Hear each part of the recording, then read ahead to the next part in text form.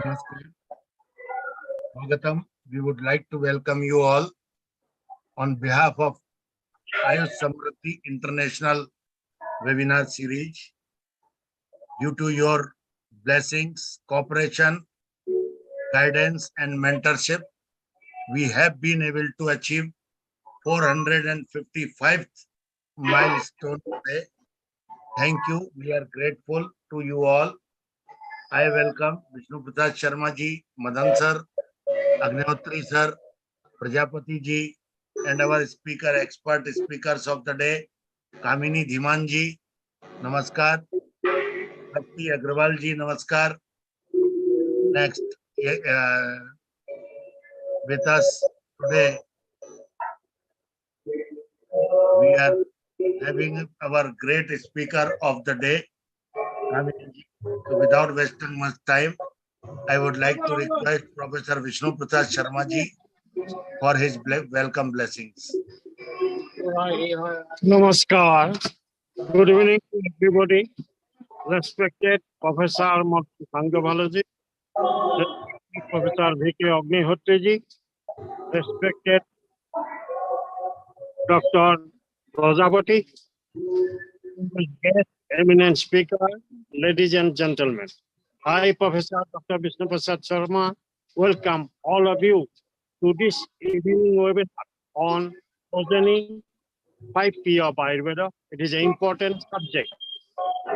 In this webinar, today we have eminent speaker, Professor Kamini Dhiman, Associate Professor, Department of Physical Control and Srirogo, All India Institute of Ayurveda, New Delhi. I welcome you, madam.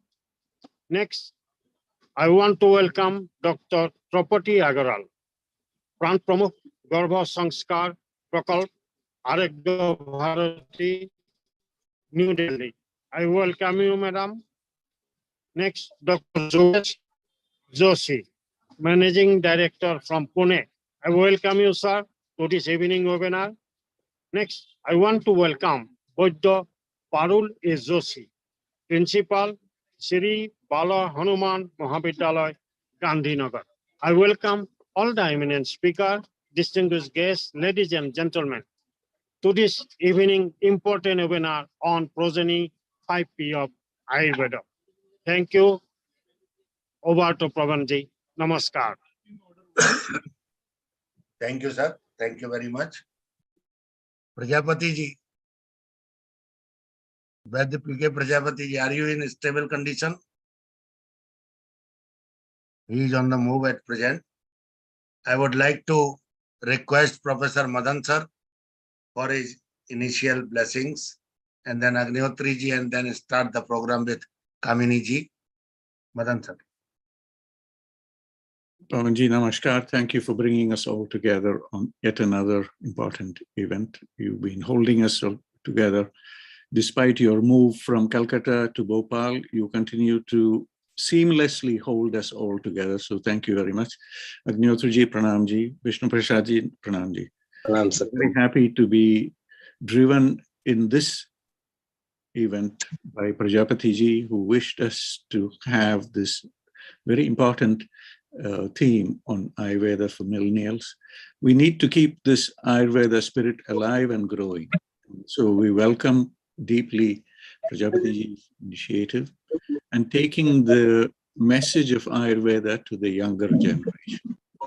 Now, what is clear is that it is a challenge. There are many, even for people who have been in Ayurveda for many decades and have been taught by the best teachers, the challenge of understanding Ayurveda remains. So it is a very deep science with a vast area to understand. And for all of us, the biggest challenge is to convey this knowledge uncorrupted so that the next generation can work with it. And I think every initiative in that direction should be welcome. So, Pavanji, thank you again for bringing us all together. Our spirit here is two things: to bring the young people into Ayurveda. Number two, to convey the enthusiasm in an uncorrupted way so that they really understand the depth and breadth of this knowledge and why it becomes very important in contemporary health, not only for India, but for the whole world.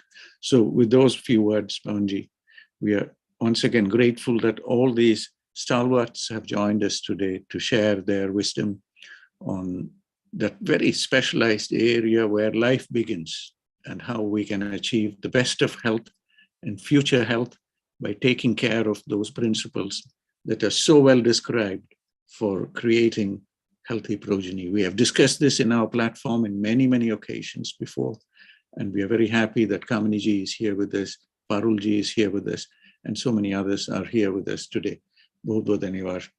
Thank you to your efforts for bringing us all together. Though we are conducting this webinar series for Ayurvedic persons, sir, but yesterday our respected Guru Kamlesh Sharma ji asked me one question, whether this is required only for Ayurveda. All these 5P are required for all society, complete society. Everybody, for all of society. So yesterday we were discussing only prosperity of Ayurveda. So that's why he felt it. He observed it minutely and communicated that we should discuss for everybody. Progeny for everybody, physics for everybody, psyche for everybody, everybody. So for initial blessings, Professor V.K. Agnihotri, sir, then I would like to request to our first speaker. Thank you, sir. Thank you, Dr. Pawan Sharma ji. Good evening. Rightly told that we are at the point when we are celebrating 455th webinar, that too with a special reference to the 5 Ps. As you are having the reference of Dr. Kamlesh Sharma ji, that whether we are aware for 5 Ps or other walk of life persons are also going and thinking for that. Very naturally, our Ayurvedic ministers, authorities, they have taken full round, not only India, full world. And this is the crisis point for every walk, may it be IIT, may it be IIM, everywhere. We are discussing in our field, they are discussing in their field. So we may be aware, we may not be aware. But the fact is, without peace, without prosperity and so on, nobody can survive. One thing. Now, second thing, under this celebration, we are having the third day on the discussion of progeny. In what way the progeny be helpful or can be discussed in a wider sense with a special reference to the development of Ayurveda. What we refer that in Raghuvansh, according to Mahakavi Kalidas ji, they said they are in their epic that Santati Shuddha Vanshiyahi Paratreya Sharmani, the progeny of royal blood or of the royal family is useful for the welfare of the parents on the earth and even after death. परत्र इहचा इस लोक में और दूसरे लोक में वो शेषकर होती है. At the same time, one other reference is there, varme iko guni putra nach murkha shatan napi. This is also very clear. मतलब one progeny is very important instead of having 100 progeny of no use. So these are a few things. But now we are here to prove ourselves the right progeny of our acharyas Charak Shushruta and Bhagavata. This is very important. If we follow the principles given in our Vritrayi and Lagutrayi, we may be able to say that we are right progeny and we are carrying the torch given by these acharyas. So I do hope that today's topic on progeny, our learned speakers and distinguished guest speakers will definitely throw light over this very important, very simple, but very important topic. So with these few words, I would again like to hand over the this platform to Dr. Pawan Sharma ji for the further proceedings. Thank you, sir. Thank you. Thank you very much, sir. Thank you very much. Now I would like to request Dr. Kamini Dhiman ji, professor in All India Institute of Ayurveda and very renowned personality. So I no need to introduce her. She is dignitary of Ayurveda and very good speaker Welcome, welcome, Kamini ji, welcome. नमस्कार. Namaskar ji, namaskar, namaskar, swagatam.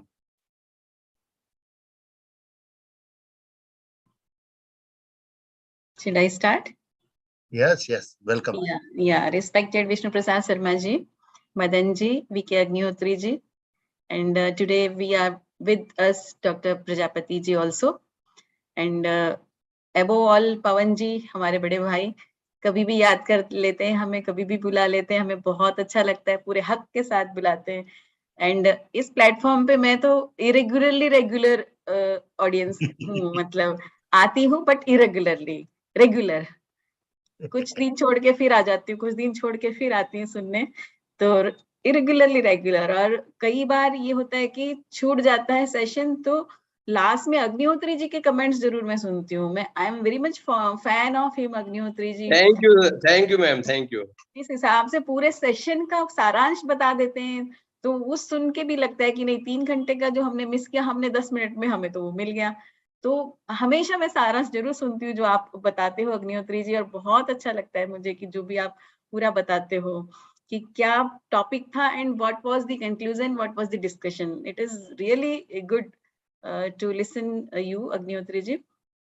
तो आज जो topic मुझे दिया है, मतलब जो topic government ने ही, आयुष मिनिस्ट्री ने ही सिलेक्ट किया कि प्रोजेनी पे हमें डिस्कस करना चाहिए, तो सबसे पहले तो आई वुड लाइक टू से कि why we have to discuss upon this and what is progeny and what is importance of progeny.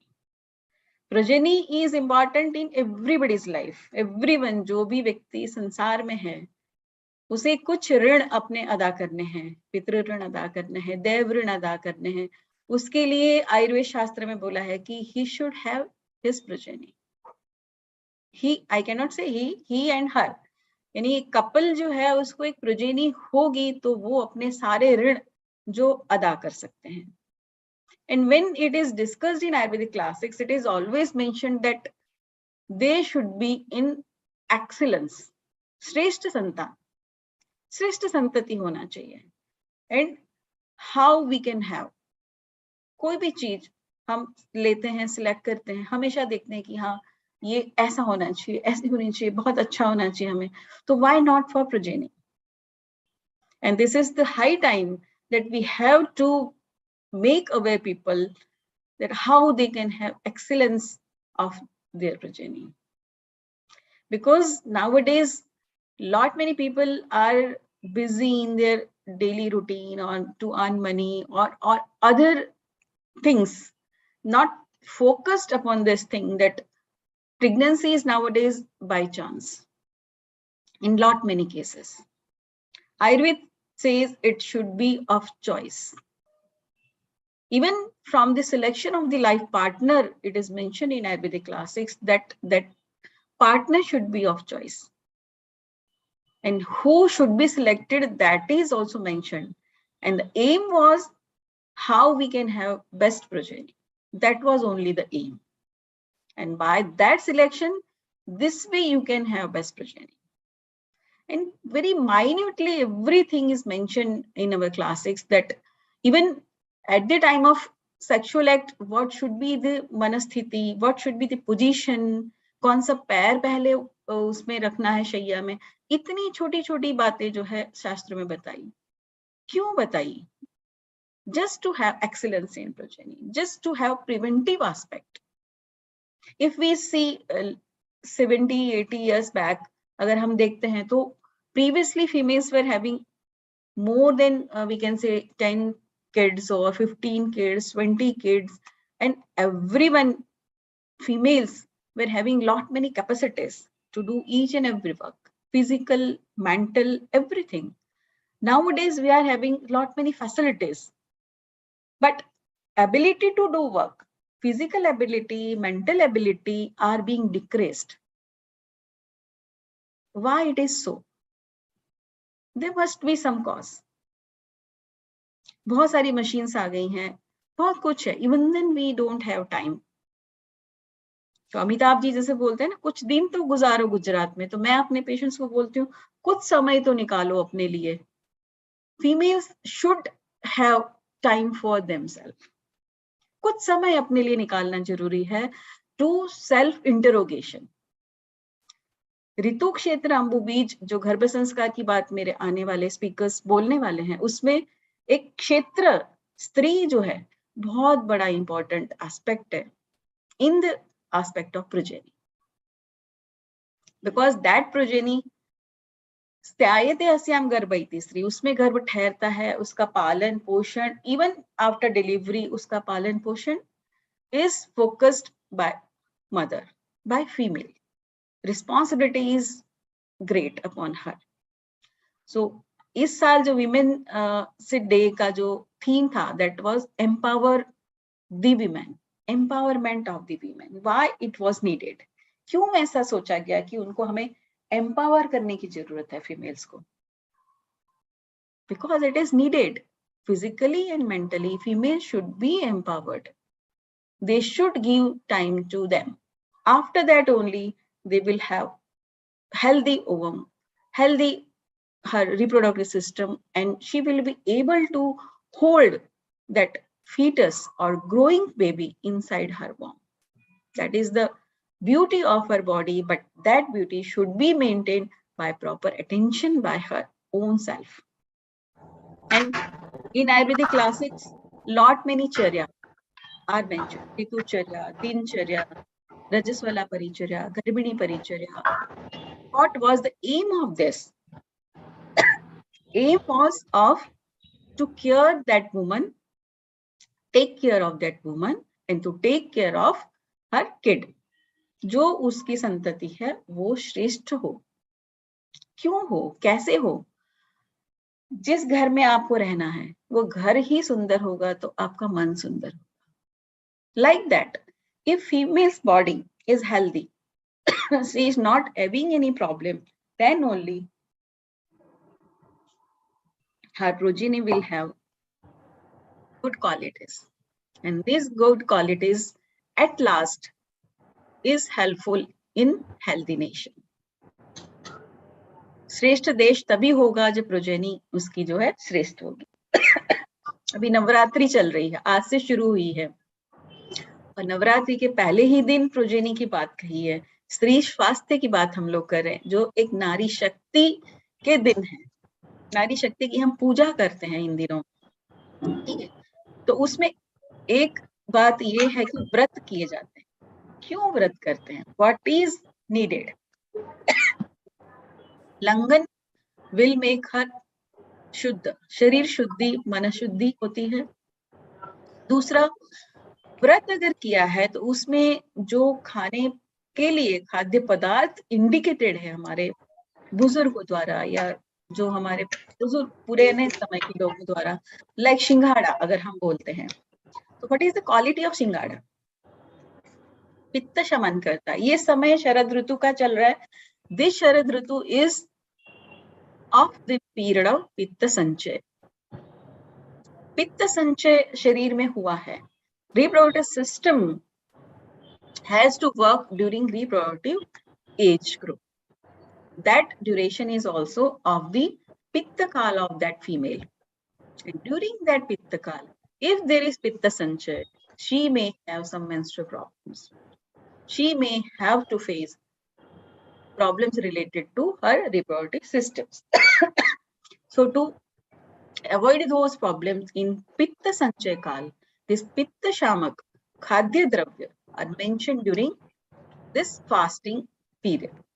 So this was the beauty of our tradition, we can say, that by that we are taking care of our body, taking care of the body of female.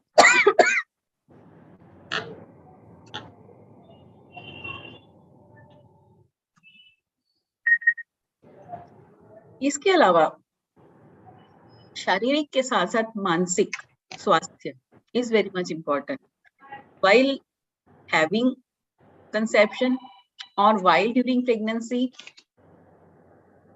मनस्थिति विषादो रोग वर्धनानाम, in each and every person vishad, stress is important factor nowadays. I have seen in my patients also patients who are having gynecological issues, whatever is, if adenomasis, uterine fibroid, ovarian cyst, like PCOD, lot many problems females are having, and these problems are having relation to her psychological status.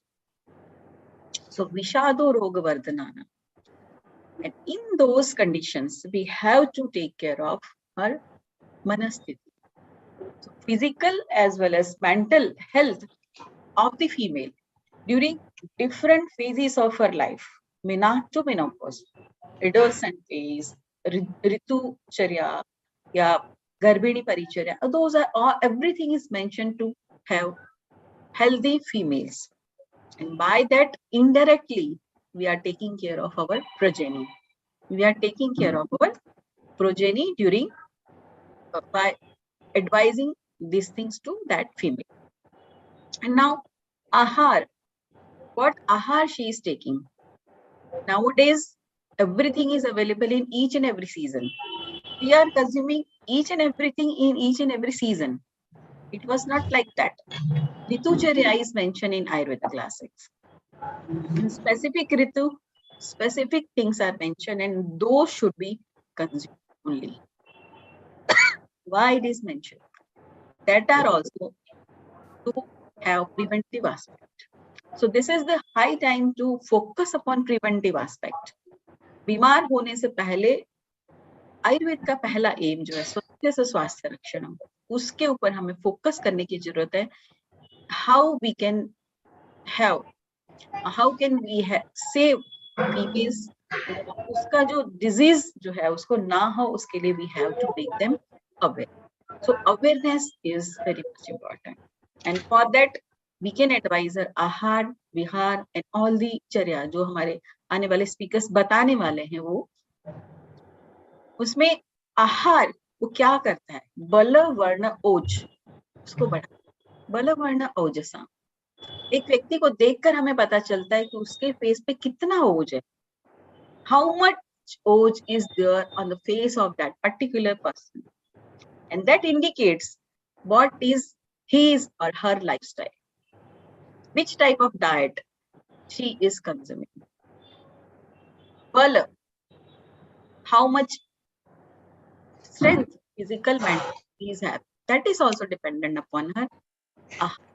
Varna, glow, that also indicates. हम anaemia के patients आते हैं या जो भी हैं, तो irregular periods के पेशेंट्स भी है, तो फेस पे अगर उसके हम देखते हैं कि हाँ कुछ कुछ मार्क्स है, तो उसी से हमें पता चलता है कि she must be having some irregularity in her menstrual cycle.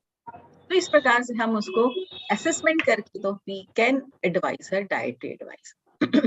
एक दो एग्जांपल मैं दूंगी, जैसे हम मेरी आदत है हमेशा I quote my some cases. I was having one female and she came that she is having 2 kids. Both the kids are having issue with hearing. सुनने में प्रॉब्लम होती है उनको, या तो सुन ही नहीं पा रहे, कुछ समय बाद वो धीरे धीरे उनकी हियरिंग जो है capacity is low and it is being gone. So she came to me that I am not having problem in conceiving, but after conception or after delivery I am having this and this problem. Detailed history जब मैंने ली, हमेशा I ask to my patient कि कहाँ रहते हो. I always ask address, कहाँ रहते हो. When I asked her that area, she was living in that area. That area was having too much noise pollution. She was living in that area. And Ayurveda में बताया है कि यस्य यस्य हि अंगावयस्य बीजे बीज भाग उपतप्तो भवति तस्य तस्य हि अंगावयवस्य वित्तं. तो माता के इतने नॉइस पॉल्यूशन में रहने की वजह से बेबी के ईयर्स में issue, and both the kids were having hearing loss, a hearing problem. I advised her to you first of all change your residence. It was too much tough to convince her that what is the relation of residence with her problem, but then she convinced and then she conceived and now she is having healthy baby. तो कहने का तात्पर्य है कि environmental factors are also having effect upon the progeny, and that should also be taken into consideration while giving advice to the people. Now Pawanji was telling that progeny, हम सबकी progeny के बारे में बात करेंगे, तो यहाँ हम कोई treatment नहीं किए हैं, सिर्फ we gave advice to that female change the residence. So this also can be taken as awareness in the females, awareness in the public, how or which care should be taken during pregnancy or what should be followed during pregnancy. Second case, she was also having a problem with eyes of her kids. Again, I asked her where she lives, कहाँ रहते हो और कौन सी dietary habits उनकी है, what are the dietary habits or what is she consuming during pregnancy. And the history, patient was telling that she was living near some area where fish were available very much easily. They were having that fish and consuming almost twice a week during pregnancy. In the area from where they were consuming fish, in that water, drainage of lot many factories was there. And that was the culprit of her congenital defect in her baby. So why I am discussing this case, that when patients are coming to us, we have to take proper history. If we focus upon the causative factor, then only we can help them. This and this way, you can have preventive aspect, or you can have safe pregnancy or healthy progeny by following this and this things.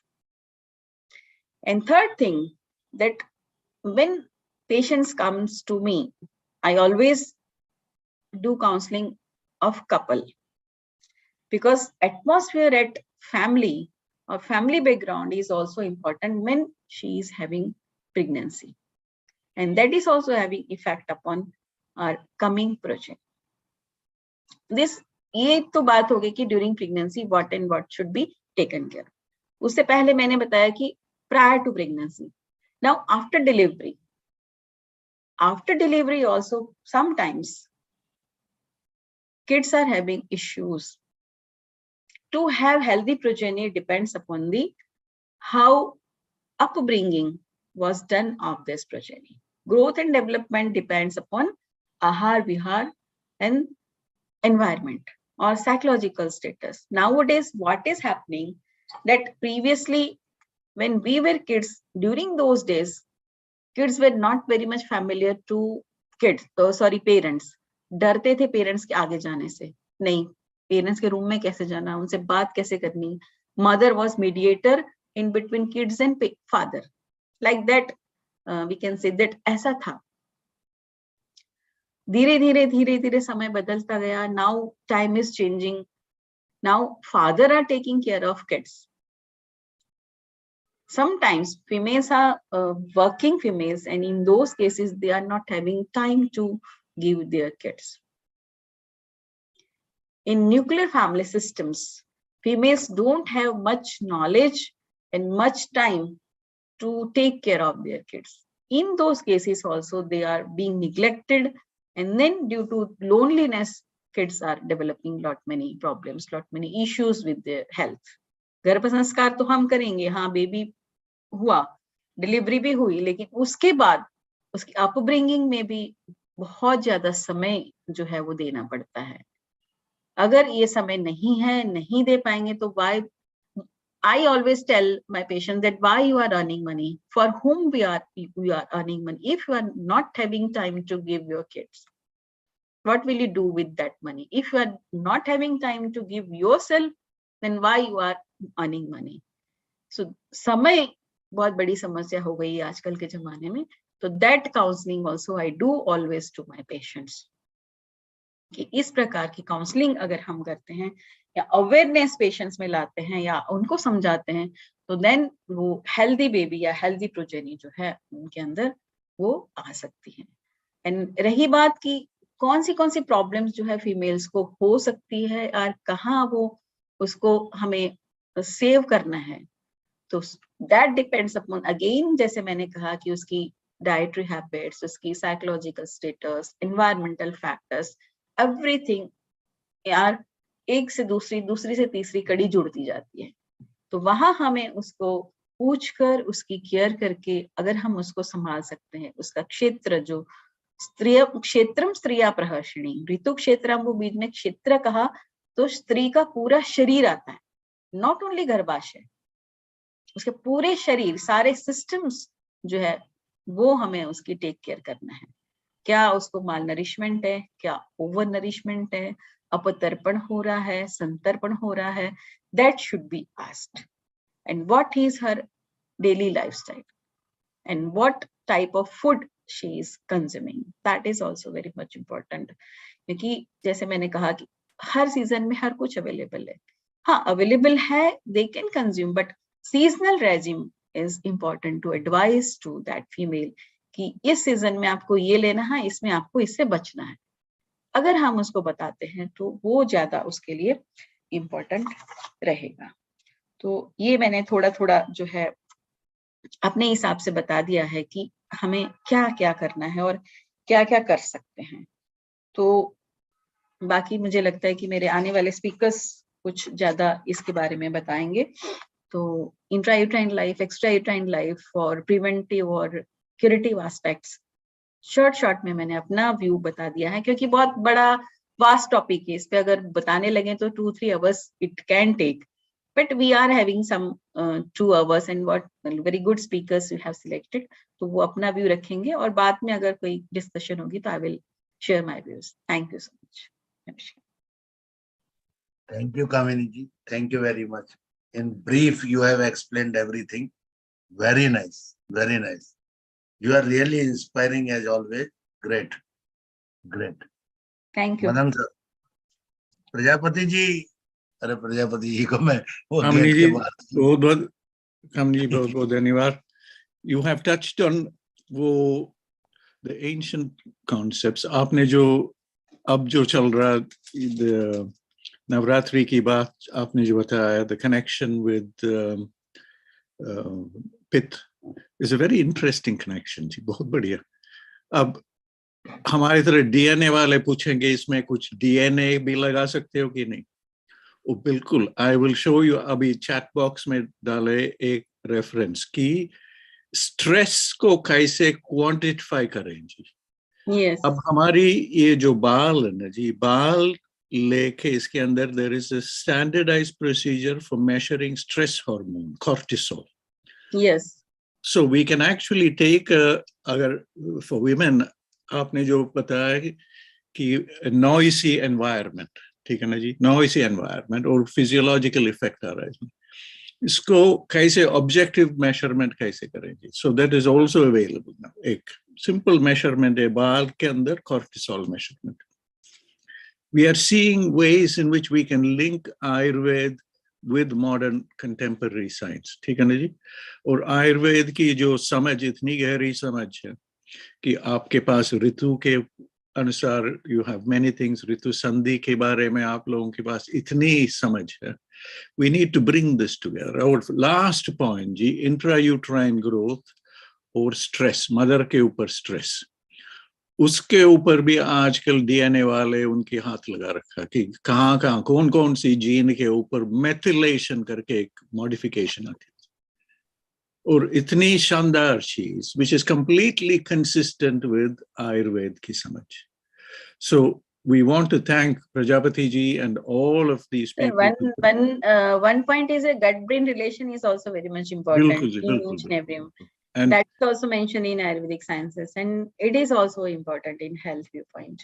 So the point we are trying is don't underestimate the depth of that knowledge, or you have used 1 or 2 sentences to convey a huge body of knowledge that will take us many years to unravel. But how to make it happen, I hope this webinar will increase the enthusiasm in more people to look at it more closely. और आयुर्वेद और modern biology वालों के साथ कैसे ले आए interaction. अब दिल्ली में आपके नजदीक ही है Institute of Immunology, National Institute of Immunology, वहाँ हाउस कास में, how to make the dialogue happen. और All India Institute of Medical Science है ही है। एंड अब आपके नजदीक सरिता विहार में CSIR वालों का वो जीनोम इंस्टीट्यूट है जी, कैसे ले आए इनकी बातचीत इसकी? So that is one challenge for us, and we have to think about this strategically and how to show future research initiatives so that young people will get involved. So we are आगे having MOU with IGIB. हाँ जी हाँ जी, Yes. but we must see how we can take, क्योंकि उनको they will not understand samhitas like you understand. So sometimes they might miss out some of those areas, and how to make these future projects for young PhD students, master's students, collaboration between All India Institute Ayurveda and IGIB or National Institute of Immunology. Yahan pe ji immunology, the reason why I say is, I think in your Samhita, you already have information ki Navratri ki time jo aapne bataya, Pitta ki, but there is already a lot of information. Aapki Nidan text ke andar hoga sara kuch.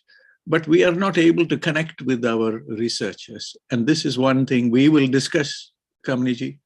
Yahan pe London mein hamari baatcheet chal raha hai, East-West dialogue for future health karke. I'm hoping you will be with us, at least online, on women's health. November, we are discussing something hamari Nehru Center walon ke sath London mein. And these are all points we want to bring into the dialogue. So from my side, thank you for those few examples, and your clinical knowledge and the clinical interactions are at the heart of all this. So bahut dhanyawad ji. Thank you. On my side, and Pavanji will take us to our next speaker. Bahut dhanyawad ji. We will be in touch by email also. Yes, sir. Thank you, sir. Thank you, ji. Thank you. Hariom Hariom. मैं पीके प्रजापति जी का आह्वान करता हूँ। कहाँ गए प्रजापति जी? आ गया लगता है। प्रजापति जी प्रणाम जी। नमस्कार सर, नमस्कार। इंटर कर लिया हमने। दर्शन दीजिए, Thank you, दर्शनम दे मैडम। जी, दर्शनम दे। अरे क्या हो गया? डॉक्टर साहब आप आ गए जी वापस घर, या नहीं सर, मैं आ गए हैं, लेकिन ये थोड़ी सी प्रॉब्लम हो रही। अरे कोई नहीं जी, आ गया जी, कैमरा आ गया जी। प्रणाम जी। आपका आवाज भी आ गया जी, कैमरा भी आ गया, आवाज भी आ गया। वेलकम। आवाज सर आ गई आपके पास, मेरे पास से गायब हो गई। नहीं जी, आपका तो पूरा आ रहा। ठीक है, आ रही है तो हम यही से बोल रहे हैं। हाँ जी, मैडम का बहुत बहुत धन्यवाद, स्वागत। जो कि जिस एंगल से हमने मैडम को अप्रोच किया था, वो मैडम ने, अब हमें पता है, अपने आयुर्वेद के प्रोजेनी पे बहुत बढ़िया काम मैडम ने किया हुआ है। आप लोग को तो शायद पता नहीं है, लेकिन बहुत सारी फैमिलियां मैडम से इतनी खुश है कि पूछिए मत। क्योंकि ये क्या है कि आयुर्वेदिक पॉइंट ऑफ व्यू से मैडम का जो ट्रीटमेंट का स्टाइल है और जो पेशेंट्स को डीलिंग का स्टाइल है, वो शायद ही बहुत रेयर मिलता है हमको। और इस वजह से जो मैडम ने बताया भी हम लोगों को, वो भी बिल्कुल अप्रोप्रिएट हुआ। तो प्रोजेनी की बात जब तक हम लोग करते हैं कि हम बिल्कुल, अभी सुबह बात कर रहे थे पवन जी कि केवल आयुर्वेद वालों के लिए क्या? नहीं, केवल आयुर्वेद वालों के लिए नहीं है, ये घर घर आयुर्वेद और हर दिन आयुर्वेद का एक पार्ट है। हमको घर घर आयुर्वेद तक पहुंचना है, और इससे बढ़िया कोई तरीका नहीं हो सकता। कि बात बिल्कुल 100% सही है कि डॉक्टर की बात सभी लोग मानते हैं, और उसमें मैडम का तो फील्ड ऐसा है कि इनकी बात तो 100% मानते हैं लोग। और इस वजह से जितना बढ़िया, मतलब सारे पॉइंट्स को कवर करते हुए मैडम ने यहाँ पे बताया, उसके लिए बहुत बहुत धन्यवाद। और हमें लगता है हम सभी लोगों को काफी कुछ मिला होगा इससे। पवन जी, अभी थोड़ा कुछ प्रॉब्लम हो रही है, आपके पास तो हो रहा है फेस, मेरे पास नहीं आ रहा है कुछ भी। तो पता नहीं क्यों आज सुबह घर में घुसते ही बहुत ज्यादा स्नीजिंग हुई है। मैडम को पता है, हमको एक बार छींक आने लगती है तो 20-25 तक छूटती नहीं है। हम किसी तरीके से रोकने की कोशिश कर रहे हैं शायद छूट करके। तो प्लीज कंटिन्यू करें आगे, हम जुड़े हुए हैं, और जैसे जैसे होगा हम बीच में लेते रहेंगे पॉइंट्स को। Thank you. Madan ji, professor Madan ji, एक वाक्य मैं बोलना चाहूंगा। हाँ जी हाँ जी। अभी प्रजापति जी कह रहे थे कि मैडम जी का व्यवहार बहुत बढ़िया है अपने पेशेंट के प्रति, और इनकी फील्ड भी इतनी अच्छी है, इसलिए पेशेंट इनकी बात मानते ही हैं। लेकिन हम समझते हैं इनका व्यवहार केवल पेशेंट के प्रति अच्छा नहीं है, हम सबके प्रति बहुत अच्छा है। ये बात पता नहीं कैसे प्रजापति जी भूल गए। भाई सबसे बड़ी चीज है, उन्होंने आते के साथ ही हमारी चर्चा कर दी और बड़ा अप्रिशिएट किया। मैं तो उस दिन से उधार खाए बैठा हूँ, कब मुझे एक सेकंड मौका मिले। और जैसे ही आपने दुर्गा जी की नवरात्रि की शुरुआत कही, आपने नवरात्रि की शुरुआत की, मदन जी ने बात उठाई और हमारी सविता जी ने एकदम से पॉजिटिव जो हेड नोट किया है, उससे पता लगता है कि कितनी आप सबकी न केवल चाहती हैं बल्कि सबके मन मस्तिष्क में बसती हैं। आपका विचार जैसे ही माइक पाया, आपकी जो रिप्रिकॉशंस होने चाहिए बहुत पॉजिटिव रहे, और आप को बताने में कोई दिक्कत नहीं है। जो स्वस्थ लोग हैं उनके लिए कवच अर्गला कीलक है ही है। जो आपने तो इतनी होशियारी से आप स्पर्श करते हुए निकल गए। अगर आपको कोई रोक दे वहां पर कि आप गर्भावस्था गर्भिणी का द्रोहद और क्या क्या उसको खाना करना है, तो वही वास्तव आपने सही कहा कि 2-3 लोग आप समय ले लें। लेकिन ये कि आप सबको भूक्षित करके निकल गई हैं कि ये फील्ड है जहां से आप इम्पोर्टेंस दीजिए तो प्रोजनी अच्छी आएगी। आपका बहुत बहुत शुक्रिया। मेरा मन हो रहा था कि आपकी प्रशंसा में करूं, तो मैंने समय मांगा मदन जी से। प्रोफेसर मदन जी, आपका भी बहुत बहुत धन्यवाद। नमस्कार। नमस्कार। भारतीय सभ्यता के अनुसार देखिए, आज जय। जो है शुरुआत भी शारदीय नवरात्रि की हुई है और हमारे सेमिनार का पूरा सेशन हमारी माताओं को जा रहा है। धन्यवाद धन्यवाद। बिल्कुल बिल्कुल बिल्कुल। यस पवन जी। मैं अब आप लोगों के आदेशानुसार अपने अग्रिम वक्ता next speaker, I would like to welcome next speaker doctor Tripti Agarwal.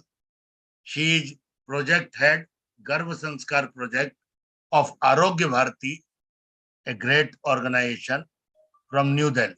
Welcome, welcome, doctor. नमस्कार सर।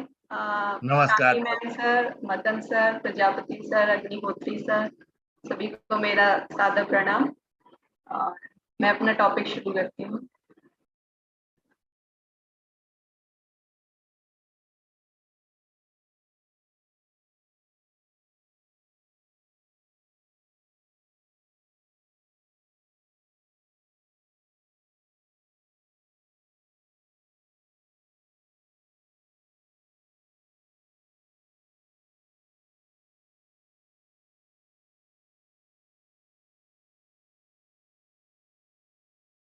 सर मेरी स्लाइड शो हो रही है? हाँ जी, बिल्कुल क्लियर। इसको अगर मैडम इसका थोड़ा वो प्रेजेंटेशन मोड आ गया जी, बिल्कुल। थैंक यू जी, थैंक यू, आ गया। Thank you sir. मेरा जो मैं जिस बारे में बात करने जा रही हूँ वह है गर्भ संस्कार और हेल्दी प्रोजेनी। तो गर्भ संस्कार, इसकी आवश्यकता क्यों है, ये मैम ने भी बहुत कुछ बता दिया है। हमारा खाली उद्देश्य ये नहीं है कि हम सिर्फ संतान उत्पन्न करें, बल्कि जो प्रोजेनी है वो ऐसी होनी चाहिए, हेल्दी होनी चाहिए, और जो हमारे फैमिली के लिए, हमारी सोसाइटी के लिए, हमारे नेशन के लिए, वर्ल्ड के लिए with all the qualities, optimum qualities के साथ हो। उसके लिए जो संस्कार है वो गर्भ संस्कार है। तो it is a process of increasing the potential, और it's a journey of a fetus from the mother's womb to the outer world.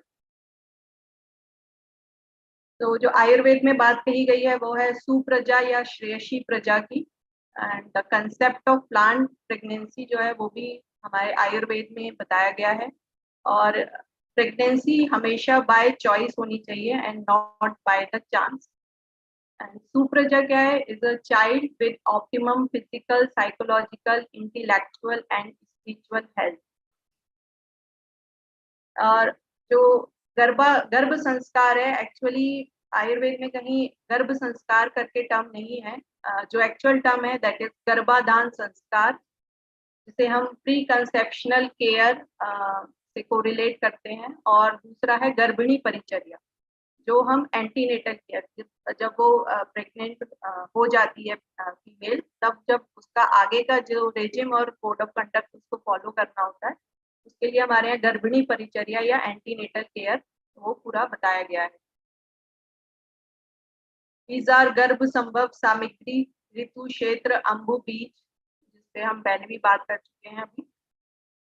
गर्भाधान संस्कार के अंतर्गत हम ये जो हमारे चारों एसेंशियल फैक्टर्स हैं फॉर कंसेप्शन, इसको हमें ऑप्टिमम क्वालिटी का अचीव करना है ताकि हमारी जो प्रोजेनी हो वो विद ऑप्टिमम क्वालिटी हो। इसके अलावा इन 4 फैक्टर्स के अलावा जो अदर 2 फैक्टर्स हैं जो कि इक्वली इम्पोर्टेंट हैं, that is hypothalamo pituitary ovarian axis, जिसको हम वायु से रिप्रेजेंट करते हैं, और दूसरा है psyche, that is the mental status of both male and female, या इसको हृदय से कहा गया है।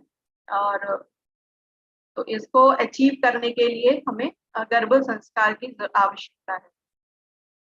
तो what is the period for गर्भ संस्कार? तो अभी जैसे मैंने पहले भी बताया, this is the pre conceptional period and antenatal period, and after delivery is the postnatal period. तो लेकिन हमें यहाँ जो बात करनी है वह है pre conceptional period and antenatal period.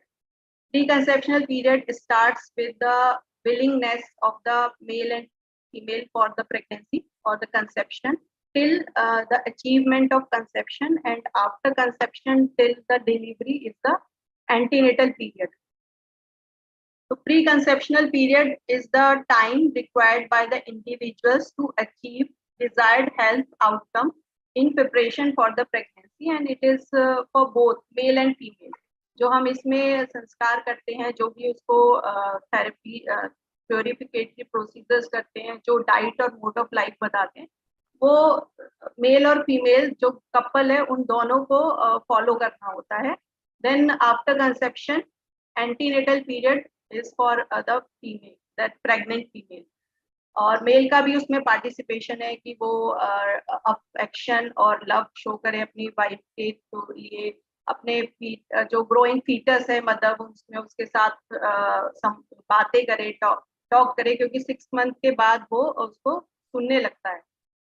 So this the pre-conceptional period and the first 4 weeks, that is the period of organogenesis, is the critical period during which if any insult occurs, it may produce physiological and metabolic changes in later period of life of the progeny. So it is very important period. ये एक Lancet का publication है, उसने एक pre conceptional helper series publish करी थी on the basis of the researches across the epidemiological, clinical and basic science field. और उन्होंने एक थ्योरी प्रपोज की थी and propose that there is sufficient evidence from human and animal researches which shows that periconceptional period is the key window during which poor maternal and paternal physiology, body composition, metabolism and diet can induce increased risk of chronic diseases in the offspring, which is the lifetime legacy and major driver of health burden in the 21st century. So the interventions to improve the men's and women's nutritional status before pregnancy improve the long-term outcomes for the mother and babies. तो जिसमें हम अपने गर्भ संस्कार की बात कर सकते हैं। So by following the गर्भ संस्कार, that is गर्भाधान संस्कार and the गर्भिणी परिचर्या, we can achieve this healthy progeny for the nation, which is the disease free also. तो ये उसका कंक्लूजन था जो मैंने आपको भी बताया। देन फर्स्ट इज द गर्भाधान संस्कार और द प्री कंसेप्शनल केयर। तो इसमें हमें first of all both male and females जो कपल हैं उनका हेल्थ असेसमेंट करना होगा, उनकी डिटेल हिस्ट्री लेनी होगी, रिस्क असेसमेंट करना होगा, उनकी कोई प्रीवियस हिस्ट्री तो नहीं है, फिजिकल एग्जामिनेशन, ये सब हम उसमें हेल्थ असेसमेंट करते हैं। देन उसका मैनेजमेंट काउंसलिंग पार्ट आता है, उसमें हम कुछ प्रोसीजर्स हैं, प्योरिफिकेटरी प्रोसीजर्स, शोधन जो भी मैं आगे डिटेल में बताऊंगी, और मेडिकेशंस देते हैं, रसायन द्रव्य देते हैं, उनको आहार बताते हैं, डाइट मॉडिफिकेशंस कराते हैं फॉर योगासन, प्राणायाम, मेडिटेशन और म्यूजिक थेरेपी हम देते हैं, जो कि स्ट्रेस को मैनेज करता है और उसके साइकी को भी इम्प्रूव करता है. So the therapies which are described in the Ayurveda Samhitas under the Garbhadhan Sanskar, these are Sanshodhan Karma or purificatory procedures. Second is the after the purification, then Rasayan therapy, then Mana Shuddhi by Achar Rasayan, then Yogasan, Pranayam and meditation, and last one is the Garbhadhan Vidhi. के बाद हम conception को achieve करते हैं. तो first is the संशोधन कर्म. संशोधन कर्म में मेन इज द प्रधान कर्म विच इज द वमन, medicated emesis, विरेचन, आस्थापन Basti, अनुवासन Basti and नस्ती.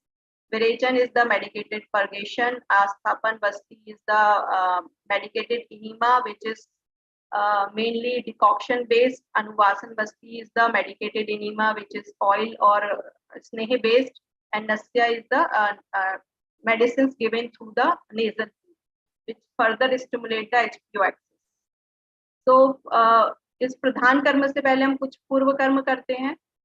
These are दीपन पाचन, स्नेहपान, external oleation, sudation, and last is the दोष उत्क्लेशक आहार. हमें वमन कराना है तो हम कफ वर्धक आहार देते हैं, विरेचन कराना है तो पित्त वर्धक आहार देते हैं. और प्रधान कर्म के बाद जैसी हमारी शुद्धि होती है, प्रवर, अवर, मध्यम, on the basis of that ससर्जन क्रम 3, 5 और 7 डेज हमें एक डाइट को फॉलो करना होता है to further enhance the digestive fire.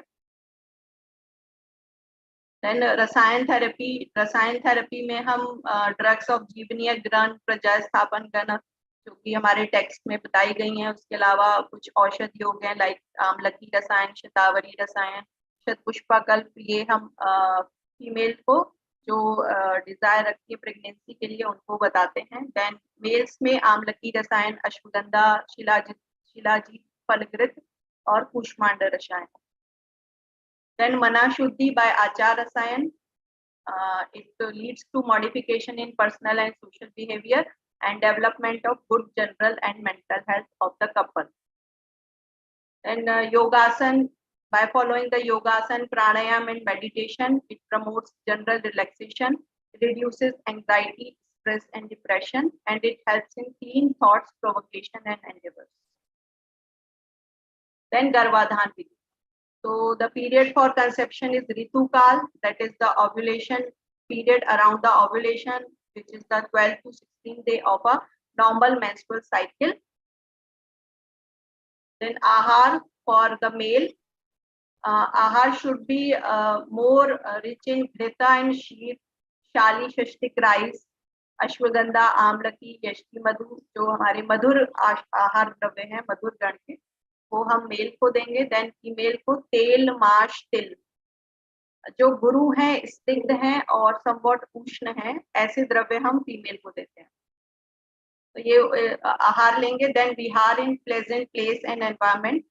के लिए जो पोस्चर बताया है फॉर गर्भाधान विधि की गर्भ का आधान होना है, फीमेल को कंसीव करना है तो वो सुपाइन पोजीशन में होना चाहिए. अपथ्य विहार टाइम पे क्या कॉन्ट्राइंडिकेशंस हैं? Suppression of natural urges, excessive walking, work, sexual intercourse, day sleep, night awakening and intake of more hot substances. ये सारे कॉन्ट्राइंडिकेशंस हैं ड्यूरिंग द गर्भाधान विधि और the conception period. Then conception occurs, then we follow the female should have follow the antenatal care. So again we diagnose that she become pregnant or she conceived. Then the future schedules, उसको कब visit देनी है, up to 28 weeks per month आना है, then 15 days, then weekly आना है, ये हम उसको बताते हैं. Detailed history, then examination, जो mandatory investigations हैं in pregnancy, immunizations and diet and regime. So antenatal care is to make pregnancy and delivery safe and satisfying, to promote, protect and maintain health of mother, and to detect the high risk cases and to give heal of care to the mother. So these are the visit and these are the mandatory investigations like CBC, blood group and RH factor, blood sugar, fasting and postprandial glucose tolerance test around the 24 to 28 weeks, thyroid function test, hepatitis B, HIV, BRL, urine analysis, and the ultrasound for fetal well-being. Then गर्भिणी परिचर्या में जो बताया गया है वो मैं आपको बताऊंगी. जनरल डाइटिक्स, मधुर रस प्रधान आहार and pleasant for heart and mind. उसको हृदय और मधुर द्रव प्रवाह आहार लेना है. It in whole of the pregnancy. Not excessive, मतलब एक्सेस में मधुर रस का सेवन नहीं करना है. आहार उसका षड्रस प्रधान होना चाहिए, लेकिन उसमें मधुर रस प्रधानता हो.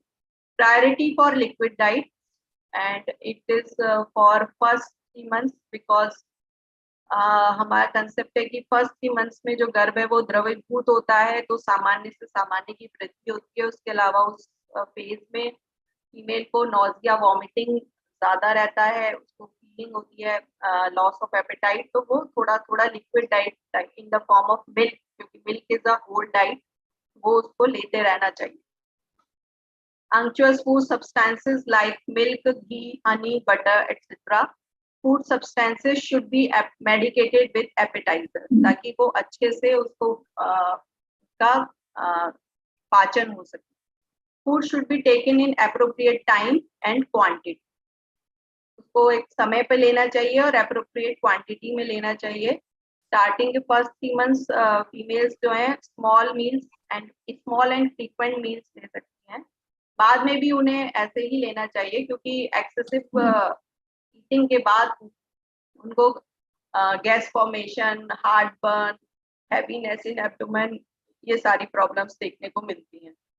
Seasonal fruits and vegetables should be consumed. Green grams, lentils, rice, roti. उसके अलावा वो सूजी का उपमा या दलिया, and 4 to 5 soaked almonds, 2 to 3 dates, 8 to 10 किशमिश, ये खा सकते हैं. और उनकी एक डाइट जो है वो बैलेंस्ड होनी चाहिए with all the carbohydrates, protein, fats, fruit and vegetables, ताकि उनको प्रॉपर नरिशमेंट मिले. आयरन रिच डाइट, क्योंकि इंडिया जो है वो उसमें अभी भी एनीमिक पेशेंट फीमेल्स बहुत ज्यादा हैं, तो उनको आयरन रिच डाइट जैसे आपका गाजर है, चुकंदर है, अनार है, अनार के पत्तों का क्वाथ भी पी सकती हैं, मोरिंगा लीव्स हैं और ब्लैक ग्राम है. उनको जो खाना है वो अपने आयरन के पॉट में बनाएं. तो ये सारी जो अगर वो इसको करेंगे अपने life day to day practice में, तो उसमें आयरन का एब्जॉर्प्शन ज्यादा होगा. जब वो दाल या सब्जी खाती हैं तो उसमें थोड़ा सा लेमन जूस डाल लें, वो further increase the iron intake. Then mode of living, early to bed, early to rise. Time से सोएं और टाइम से उठें. Minimum 8 hours sleep at night and 2 hour rest in daytime. Not sleep but small nap ले सकती हैं. Timely bowel and urinal habits. Bath with lukewarm water or medicated water. And worship and reading holy books, chanting mantras, और जो भी उनके धार्मिक ग्रंथ हैं, उनके जो भी लाइक बाइबल है या कुरान है, उनकी जो भी आयतें हैं उसको वो चैंटिंग करें उसकी. तो ये एक पॉजिटिव एनवायरनमेंट क्रिएट करता है और एक पॉजिटिव एनर्जी देता है. Sitting and sleeping place should be comfortable and covered with soft cushion. Use of जो उनके गारमेंट्स है वो it should be loose, clean and light coloured होने चाहिए. बहुत ब्राइट कलर नहीं पहनना चाहिए. एंड अगर उनको पसंद है तो she can wear ornaments and flowers, use of soft perfumes. अभी WHO ने भी इसको इंक्लूड किया. It is a smell treatment और गंध चिकित्सा, क्योंकि ये भी एक उसको पॉजिटिव एनर्जी देता है. तो उसको तो ये भी कहीं ना कहीं फीटल ग्रोथ को एनहेंस करता है, अफेक्ट करता है. Listening of soft and classical music, इस पे भी स्टडी हुई है. अगर आप हार्श म्यूजिक सुनते हैं तो फीटल जो है अलग एक्सप्रेशन देता है, और अगर सॉफ्ट एंड क्लासिकल म्यूजिक सुन रहे हैं तो उसमें अलग फीटल एक्सप्रेशन देखने को मिलते हैं. पॉजिटिव थिंकिंग रखनी चाहिए एंड प्रैक्टिस ऑफ योगासन, प्राणायाम एंड मेडिटेशन।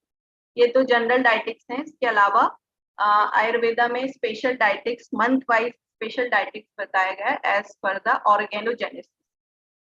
जो हमारे यहाँ गर्भ की मासानुमासिक वृद्धि बताई गई है, उसी के अकॉर्डिंग गर्भिणी के लिए मासानुमासिक परिचर्या भी बताई गई।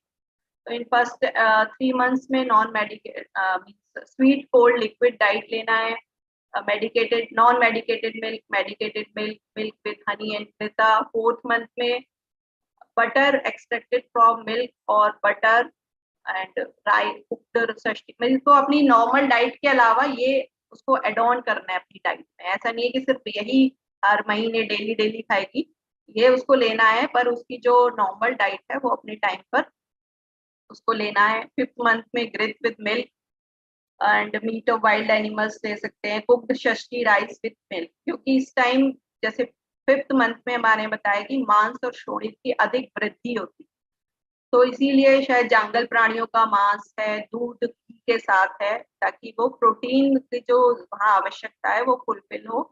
6th मंथ में घृत medicated with drugs of Madhur group, घृत मेडिकेटेड विद गोक्ष। तो घृत जो है बल वर्ण ओज की वृद्धि करता है और 6 मंथ में बल वर्ण ओज की वृद्धि होती है गर्भ में। इसके अलावा थोड़ा सा इडीमा देखने को मिल सकता है 2nd ट्राइमेस्टर ऑनवर्ड्स, तो उसके लिए गोक्षरू इज बेस्ट। वो उसको रिड्यूस करता है और उसके ब्लड प्रेशर को मेंटेन रखता है। 7 मंथ में अगेन सेम है एंड घृत मेडिकेटेड विद पृथक पर्ण्यादि और विदारी गंधादि गण द्रव्यास। 8th month rice gruel prepared with milk and mixed with Asthapan Vasti followed by Anuvasan Vasti, and 9th month Anuvasan Vasti and Yoni Pichu or tampooning. उसके अलावा anxious gruel and meat soup of wild animals. ये specific diet है. Then don'ts related to dietetics and mode of living.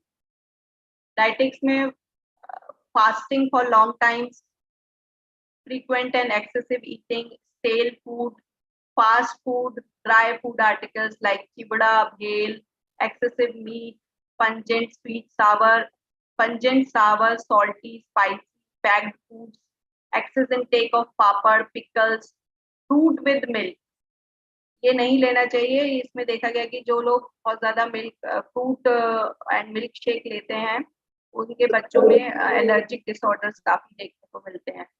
Fruit salads, excess tea, coffee, cold drinks, excess intake of these vegetables like brinjal, garlic, onion, radish, bitter gourds, कषाय रस प्रधान जो भी बहुत ज्यादा कषाय रस प्रधान वेजिटेबल्स उनको एक्सेस में नहीं लेना है। Excessive intake of papaya and pineapple. Then mode of living, sitting and sleeping on hard and irregular surfaces, squatting or standing postures for a long duration, traveling in a speedy and jerky vehicle, and activities should not be done beyond one's capacity. जितनी आपकी capacity है उतना ही करना, उससे ज्यादा नहीं करना है। ना ही एक्सरसाइज जरूरत से ज्यादा करनी है, ना ही अदर है कोई activity. Smoking, use of sedative drugs, alcohol, क्योंकि ये कहीं ना कहीं वासो कॉन्स्ट्रिक्शन करते हैं जिसकी वजह से फीटोप्लेसेंटल ब्लड सर्कुलेशन जो है अफेक्ट होता है। Suppression of natural urges, sleeping in supine position. ये आयुर्वेद में बताया कि 5th या 6th मंथ ऑनवर्ड्स उत्तान शयन नहीं करना है। इससे उन्होंने जो कॉम्प्लिकेशन बताया कि जो अम्बिलिकल कॉर्ड है, इट्स जो बेबी का नेक है उसके अराउंड वो आ जाती है, तो इसलिए ये कॉन्ट्रा इंडिकेटेड किया गया है। तो ये भी एक रिसर्च का टॉपिक हो सकता है। स्वेदन and panchakarma procedures are contraindicated during pregnancy while it is prescribed in preconceptional period.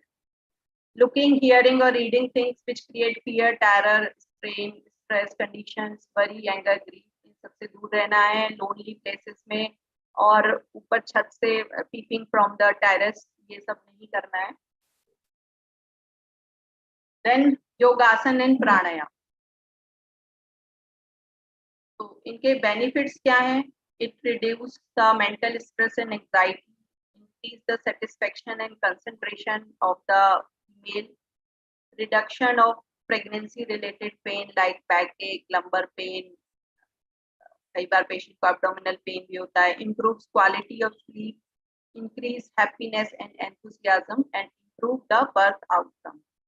Prerequisites क्या हैं? Preferably done in the morning in the empty stomach or not up to 3 hours after full stomach. Bowel and bladder should be empty. Good ambience, जो आपका room हो जहाँ आप करने जा रहे हो वो also having good ambience, flow, natural and easy body movements के साथ करना है, avoid harsh and forceful stretching and during the yogasan maintain regular respiration. तो ये कुछ आसन एंड प्राणायाम है जो हम प्रेगनेंसी में कर सकते हैं. तो फर्स्ट वन इज द कटी चक्रासन.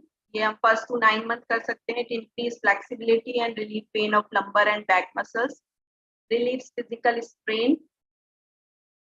then ताड़ासन and तिर्यक ताड़ासन. ताड़ासन जो abdominal muscles को flexibility बढ़ाता है. तिर्यक ताड़ासन increases the flexibility of lumbar and back muscles. It also performed from 1st to 9 months. Then Vajrasan, it improves digestion, relieves nausea and constipation, and improves the circulation in pelvic regions. Ardha Titali and Purna Titali Asana. It muscle relaxation of thighs and knees and increase the flexibility of pelvic muscles. ये भी 1st to 9 months perform किया जा सकता है. Then Vakrasan, it is performed from 3rd to 9th month and it relieves back and lumbar pain by increasing the flexibility of these muscles. Marjarasan, from in 6th month, it relieves back pain and provides strengthening to the back muscles. Then Matsya Krida Asan, it is performed from 4th to 6th month. It improves digestion, relieves constipation, improves blood pressure, and it gives comfort to the leg muscles. Then Pranayam. Pranayam हम 1st to 9 month follow कर सकते हैं. अनुलोम विलोम, शीतली, Sheetkari, bhramari. It alleviates mental strain and anxiety, increase the capacity of heart and lung, increase the blood circulation, uteroplacental blood circulation also, and it improves bearing down capacity during labor. So all this is about the Garbha Sanskar. So अब इसके benefits क्या है? So benefits to the baby are comprise desired quality in baby, eliminate the bad quality, enhance the existing qualities, excellent health, good strength, intelligence, mental strength, and no anomalies.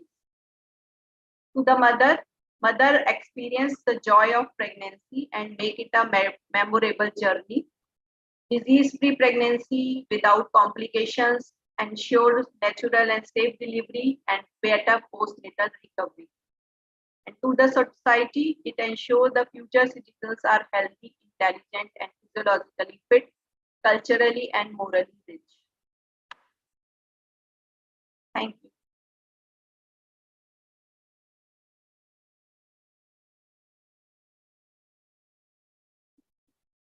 Thank you, Ji. Very nice doctor Tripti ji. आपको पहली बार सुना. हम आपको तकलीफ देते रहेंगे, ऐसा हमारा पूरा विश्वास है आपको सुनने के बाद. I welcome Dr. Bagga from USA. Welcome Dr. Sudhir Bagga ji. Thank you Dr. Trapti ji. Thank you very much. Now I would like to request Dr. Yogesh Joshi ji. Yogesh Joshi ji is also pillar of Garbha Sanskar in Pune. He is working on Garbha Sanskar from last 12 years. Welcome. He is managing director of. Welcome, Dr. नमस्कार sir. नमस्कार. धन्यवाद. नमस्कार doctor Madan sir, doctor Agnihotri sir, doctor Bagga sir. प्रणाम जी. प्रणाम. तो और पवन कुमार जी धन्यवाद. तो I would like to share the screen.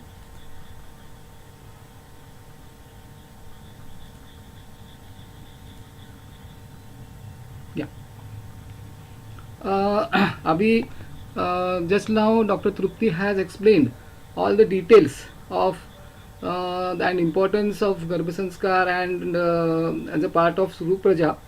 But the thing is that what we have designed and what we have been working from last 12 to 13 years, that we have designed a protocol, standard protocol for what how to implement this Supraja in day-to-day practice of the practitioners. Because all people are saying that okay, Supraja is important, such things should be done, antenatal care should be done, Garbhasanskar should be performed, all these things should be included in all these things. But how to implement it? It was a very important task and a very difficult task for us to design a standard protocol for all these things. So we have designed a very standardized protocol, and we are working this from last 10 years and implementing this on our patients, and we are seeing a very fantastic results in this sessions. So what is Supraja? The process to develop healthy progeny.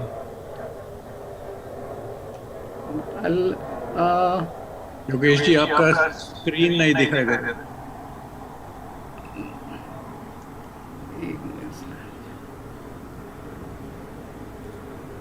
अभी दिखाई दे रहा है?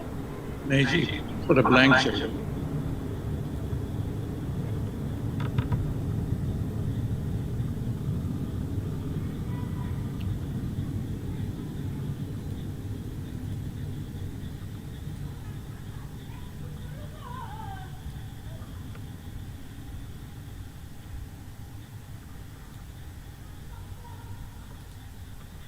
Now is it visible?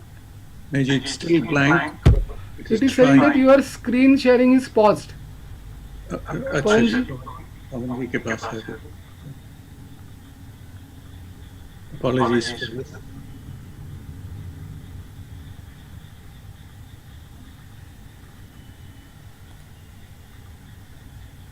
We look forward to hearing your protocol.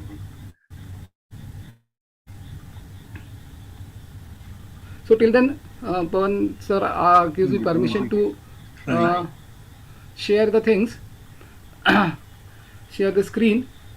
I am made you co-host. हाँ जी, please try again.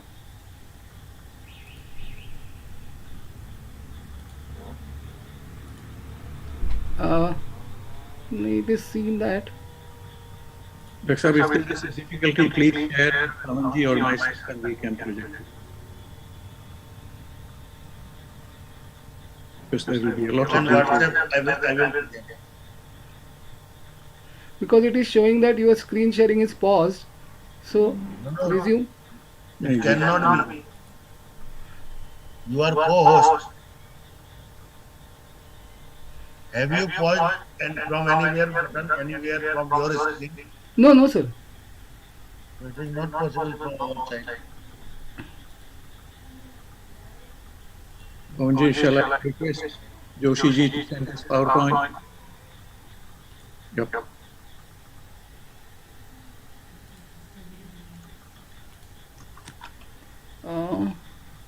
Madam sir, you are also co-host. You can see. I'll just send. Joshi ji, हमारे number chat box में please send me the file.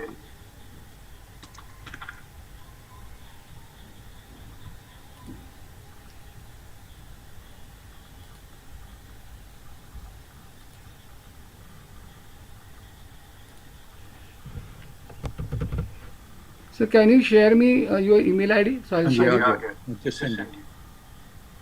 Bagaji के pause again will unpause. अगर आपकी तरफ से नहीं हो तो please share the email हमारी email ID and I can receive your file on display. Bagaji, Pranam ji, thank you for joining us today.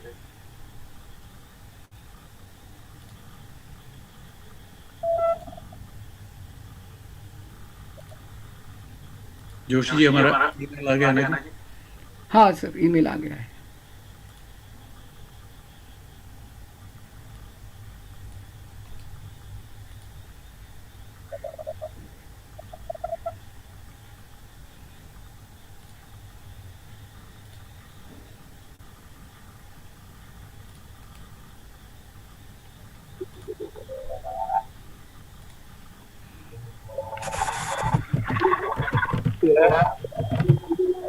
Apologies.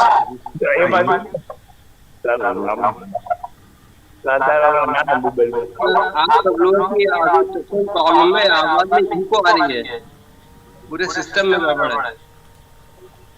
आप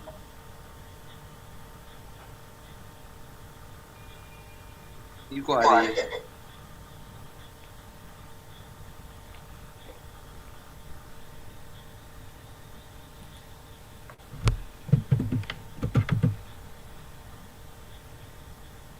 Joshi ji, if there is some difficulty, I can take the file. Yeah, I am sharing it with you. Thank you.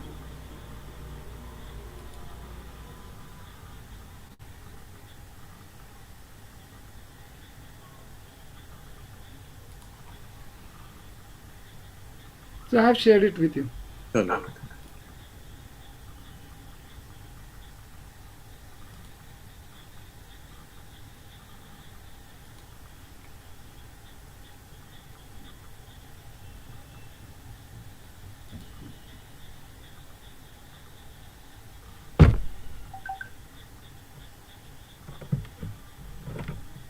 Okay, thank you. I'm just opening the file. Almost ready.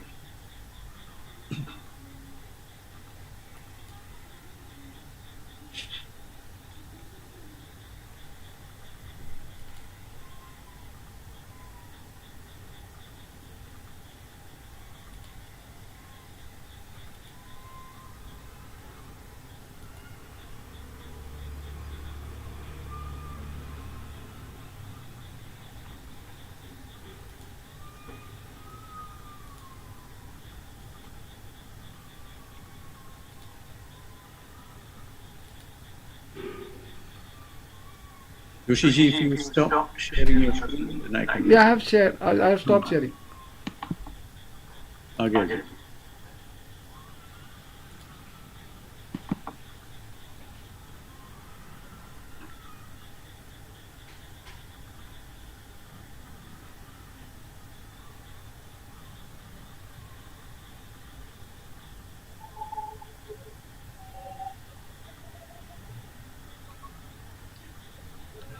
Thank you sir for. Again, जी. हाँ आ गया sir.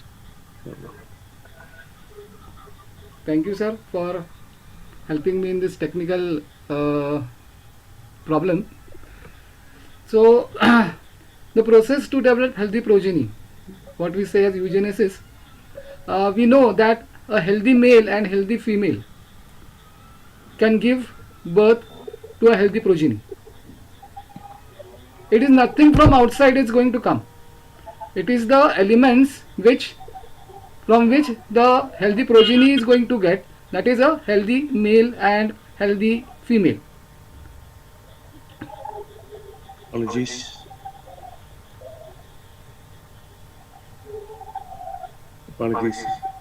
Some problem.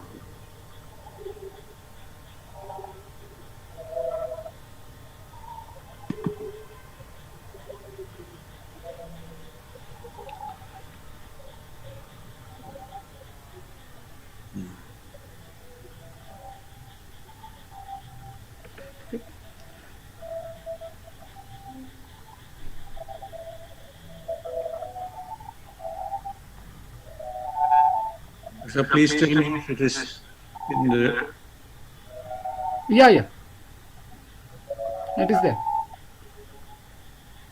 So as we can see that a healthy male and healthy female only can give birth to a healthy progeny. So it is nothing from outside is going to come. So here the elements of the male and female both are going to give birth to a healthy progeny. So it is called as supraja. So what supraja includes? Next one. Bija Sanskar and Garbha Sanskar. The Bija Sanskar is a process in which the couple is made physically and mentally fit for a healthy progeny. And Garbha Sanskar is a process for a pregnant woman to guide her to be in a happy state of mind and to help her to deliver an uneventful pregnancy. So that these are the main aims of Garbha Sanskar and Bija Sanskar. My apologies, sir. My apologies for this. There is some. It's okay if there is a technical problem. I'll directly speak. That is not a problem for me. Please continue and I'll put this. Yeah. So, so the process to develop a healthy progeny consists of Bija Sanskar and Garbha Sanskar. So the process, what we say is a Bija Sanskar process and Garbha Sanskar process. What we explain to the people how and how it is important, that is a small thing, that when an artist thinks of making an sculpture from the stone, so what he does, this is the process. So what is the process? He thinks first what we have, he has to form from that stone. Then he chooses a appropriate stone for that and he does some treatment on that to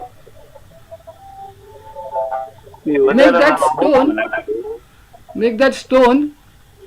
Sir, it's okay. If it is not sharing, it's okay.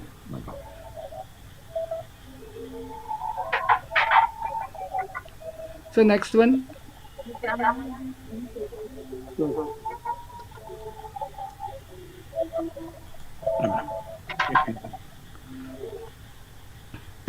So the process of making a idol from a stone is a specific process of Garbha Sanskar and Bija Sanskar.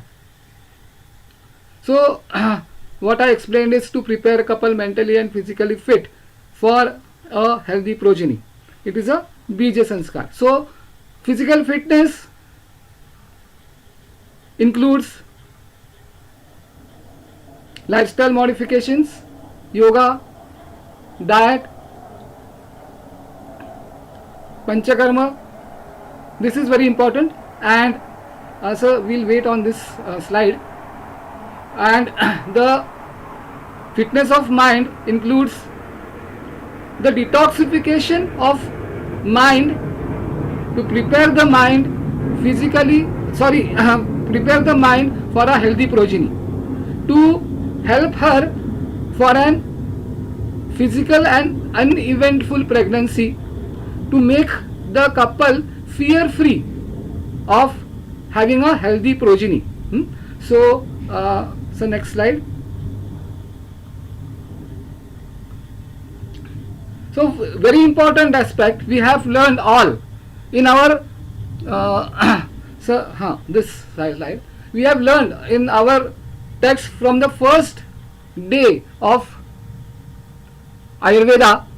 Samadosha samagnisha samadhatu malakriyaha prasanna atmendriya manaha swastha ityabhidiyate. So at your end some the things will have been changed, but it's okay. So to achieve this is the process of Bija Sanskar. We only are saying that okay, a healthy progeny should be there, a healthy person should be there, healthy male should be there, healthy female should be there. But what healthy parameters are we going to derive for them? Have Ayurveda stated such things? So yes, Swastha Vyakti. So Samadosha, all doshas in Samasthiti, Sama Agni, Agni in proper form, Samadhatu Malakriya, Samadhatu, all the elements in proper form, and Malakriyaha, the excretory things in a proper, they are going in proper way. Along with this, prasanna atmendriya manaha. So this is a very important factor nowadays what we are facing, that prasanna atmendriya manaha. This is a lacking thing for every person who is intending for a pregnancy. Every person who are planning for a pregnancy are lacking in this prasanna atmendriya manaha. And all this manaha, we know that in Agra Sangra it is told that saumanasyam garbhadharanam, until and unless it is achieved, then the healthy progeny can't be there. So this depends upon what? Upon our manaha, mind. And mind, from where it is nurtured? In Ayurveda it is said that it is nurtured from the sukshma bhaga of the things, the food what we eat.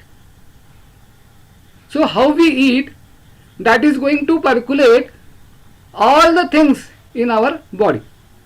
So next one. So need of supraja, that is very important thing. Madam has also explained all these things. The nuclear families, late marriages, after late marriages, planning stage, unorganized lifestyle, increased stress levels, PCOS and other problems, low immunity in couples, fear regarding delivery process, and health regarding the baby. This is a very important thing, that the need of this present era of supraja is this. So next one. The other important things, Rutu Kshetra Ambu Bij is a different part, what the 4 factors which are very important. And along with this, the Shadbhavas, these are very important. And Ayurveda has given a way to find out from where it is to be given. It has been completely defined that from mother which elements are to be transferred, from father which elements are to be transferred, from nutrition or rasad bhavas which elements are to be transferred, satmaj bhavas which elements are to be transferred, satvaj bhavas and atmaj bhavas. So these are very important factors. These are lacking in our day-to-day practice. We say hereditary factors, hereditary factors, hereditary factors. From where the hereditary factors have come?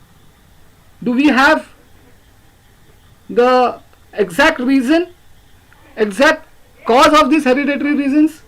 But yes, our text has given these factors which are to be transferred to the baby. These are the specific factors, and these are being transmitted to the baby. I am sad to say that no research is made on this factors.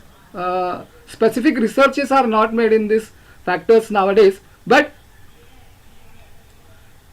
we are trying to develop a protocol. So what we have developed the protocol, now it is going to help us to develop the research methodologies and research methodologies and the methods for this specific things. I would like to give 2 examples of this Bija Sanskar what we have seen in our day-to-day practice. There was a couple, a lady had done a Bija Garbha Sanskar program with us previously, and now they had planned for a baby.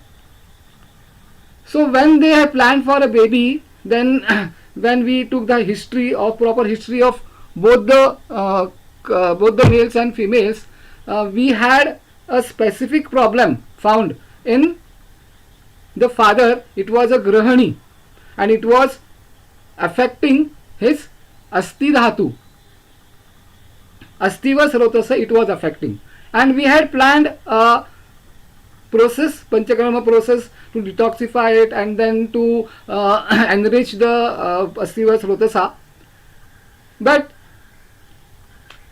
the lady had undergone the Panchakarma process, and when the time came for the father to perform the Panchakarma process, he had to go urgently on site for performing the for his work, and he didn't perform the Panchakarma. Somehow in between some days he came, the lady became pregnant, and then she called me, sir ऐसा ऐसा हुआ है कि pregnancy रह गई है. तो बोले ठीक है, अभी तो कुछ नहीं कर सकते, विल गो फॉर इट. लेकिन when they had an anomaly scan, it was seen that the skull, the bones of the skull and the vertebrae were not developed properly. So it had Astiva Srotasa Dushti in it. So what we had diagnosed, that the person, because this Pitruj Bhavas, the bones, the hard elements, Asti Dhatu is being transferred from the father to the baby. So here we could see the results that it was happening, and then they had to abort it, and again they planned for a baby. They both undergone the protocol of 6 months regularly treatment they had taken with us, and they had followed a proper protocol what we have made, and then they delivered a healthy baby. Now the baby is of around about 2.5 years, a healthy baby without any deformity.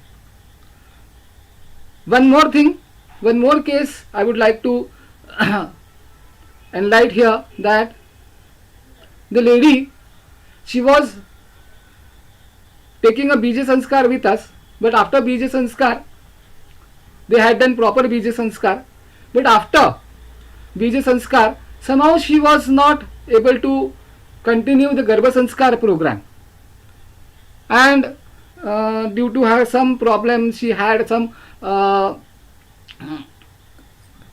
trauma during her 10th week, and she had a bleeding, and she had to take a complete bed rest throughout her pregnancy. Her because of that trauma, the hypertension also was increased, and she was under tremendous fear and stress, and whether my baby will be there, how it will be there, whether the baby is going to survive or not, whether I'll be able to sustain all these things, whether I'm the culprit, all these things, the fear and the stress was tremendous to us. But she delivered a baby, and after that, after 4 years, she came to us with a complaint that her baby's muscles were having a twitching problem. Her tendons were having a twitching problem. So this was an eye-opener for us, that we did Bija Sanskar, but the stress and the fear factor, which is a most important factor, which is been now impacting all the pregnant women. These are the factors, and there are many now the babies coming up with these factors. Rasaj Bhav is also very important, because Rasa Dhatu and mind are both together, and it is seen that Rasava Srotasa Dushti Lakshana, Karan, Chintanam cha Ati Chintanat is the most important factor of the Rasa Dushti, and this is the most important factor what we need to work out over here. Along with the Panchakarma things, we need to always work on it. So these are the 6 factors which are being corrected through the Panchakarma process, and the meditative process what we conduct during the session. The mind detoxification process in Bija Sanskar is very important for us. We have a specific schedule for yoga and mind detoxification for all these things. In the protocol, I'll be further telling you all the details. Sir, please, next one. So, Bija Sanskar, Sharir Shodhan, Manasik Shodhan, Rasayan, Vajikaran, Ahar, lifestyle modifications, and the result of it, Shuddha, Shukra, Dhatu in both males and females. Yeah, next one please. So, benefits of physical factors: to increase intestinal absorption, to enhance the digestive system, to develop the body elements in a very proper manner. Process required: Panchakarma process, diet, lifestyle modifications, Rasayan and Vajiparan. So, next one.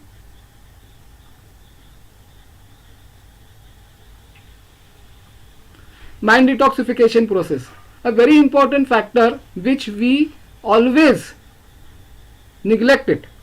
We say that do stress management, do stress management, do stress management. अपने mind के ऊपर control करो, mind का stress control करो, but how? So, and that is very important because from the ages, from the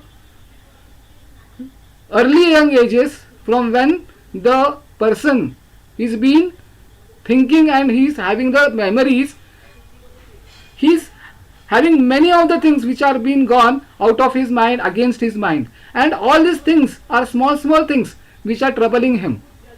And to detoxify it, the meditative processes just like Avartan Dhyan, Chakra Shuddhi, stress relieving factors, Achar Rasayan, these are the very important factors. We have a specific schedule for all these things. Yeah, next one. So, lifestyle management, diet, exercise, sleep and brahmacharya, these are the things what we focus on in the lifestyle management during the Bija Sanskar. So, this is the Bija Sanskar program, this is the protocol what we have designed and we are implementing it from last 10 years for our patients. The program is for 5 months, Prakruti Parikshan of a couple, history taking of a couple, to counsel the couple regarding the eugenesis program, to make out the unhealthy factors which may affect the production of the healthy progeny, to start with Doshapachan treatment, advise healthy lifestyle which will be based on Ahar, Nidra, Vyayam, Brahmacharya, Sharira Shodhan for Panchakarma, Manasik Shodhan by meditation, stabilization of body elements by Rasayan, Bija Shuddhi and Veera Vruddhi by Vajikaran treatment. All these treatments are being planned in a 5 months program. We don't treat infertility. We don't treat any elements. We just do Bija Shuddhi. So, now people are referring, the gynecologists are referring to us, the people for Bija Sanskar. आप बीज संस्कार करके छोड़ दो, we'll do other things. We say okay, no problem. So these are the important things what we do in Bija Sanskar. Now when we see as a Garbha Sanskar, so what is Garbha Sanskar? So Sanskaro hi Gunantar Dhyanam, to replace bad qualities by good ones. Here we are going to make good and positive transformation. This is very important aspect. To develop what I was explaining previously, the process of making a idol from a stone, which is not an easy process. So what the artist or the sculpture do, वो क्या करता है, पहले अपने मन में बना लेता है कि मुझे क्या बनाना है. Then he works regularly, continuously for making an idol. He devotes his regular time to do all these things. It doesn't mix. मतलब ये कभी भी एक दिन में नहीं होता है, 2 दिन में नहीं होता है, 3 दिन में नहीं होता है. Continuous effects होना बहुत जरूरी है. And to continuous and hard efforts is very important. And when the sculpture presents this idol in front of all, whether in museum, whether in mandir, temple or anywhere we express ourselves. हम कहते हैं यार कितनी भावना प्रधान मूर्ति है, कितनी आंखें उसकी भावना प्रधान है, उसकी मुख में कितना प्रसन्नता है. हम जहां से भी देखते हैं तो हमारी तरफ देखते हैं और मुस्कुराता है. उतने उसके बॉडी मूवमेंट्स कितने अच्छे हैं. सो जब कोई भी व्यक्ति किसी निर्जीव पत्थर में अपने मन के भाव अभिव्यक्त कर सकता है तो क्यों नहीं, अगर कोई कपल चाहे तो अपने सजीव गोले में जो मन के भाव है अभिव्यक्त क्यों नहीं कर सकता. ये गर्भ संस्कार का बेसिक कंसेप्ट है और इसके ऊपर हम काम करते हैं. सर आगे next one. What should Garbh Sanskar include? Counselling, diet during pregnancy, do's and don'ts during Ayurveda, yoga during pregnancy, meditation, mind training sessions, music therapy, mantra, group discussion sessions. So next, this is been explained by Dr. Preeti previously. Mind training. This is a very important aspect of our Garbha Sanskar program. To develop the positive thoughts in the mind of a mother's mind. We see that what I had explained previously, that every means 80% of the people are having the tendency of recalling the past memories which are bad. The bad memories they are recalling and they are having a small reaction in it. मैं ही क्यों, why me, मेरे साथ ही ऐसा क्यों हुआ, मेरे बेटे ने मुझे ऐसा क्यों कहा, मेरे पति ने मुझे ऐसा क्यों कहा. From the ages they are thinking, and all these things creates a negative thoughts in the mind of the mother. And nowadays most of the mothers are working, they have to face many things on social front, on work front, on house front, and many things they have to face. So along with this the mind gets disturbed, and to keep her in a happy state of mind for 9 months is our ultimate aim. So we have developed 2 things for this. We ask them to recall a positive memory which had given them joy and happiness in their life, and write it and narrate it to the baby. One day the father and one day the mother. Along with this, we also help them to see the people in a good way. So we ask them to introduce 2 people from their life based upon their qualities. So ये qualities है, इसके लिए ये आदमी मुझे पसंद है. So they start looking to the good qualities of the people. So as we say, means as we know, it is been stated also that the mother's mind affects the baby's mind. So we are also trying to develop and change the baby's mentality to be in a happy state of mind for long term, to help the baby to see the positive things in a baby from the when he comes out, when the baby will come out, the baby will see, try to focus on the good qualities of the people surrounding him. So we are trying to develop these skills to help her to explore her hobbies, guidance regarding literature, what to read and how to read. So these are the mind training processes what we are doing. This is a fixed schedule, 8 sessions in a month.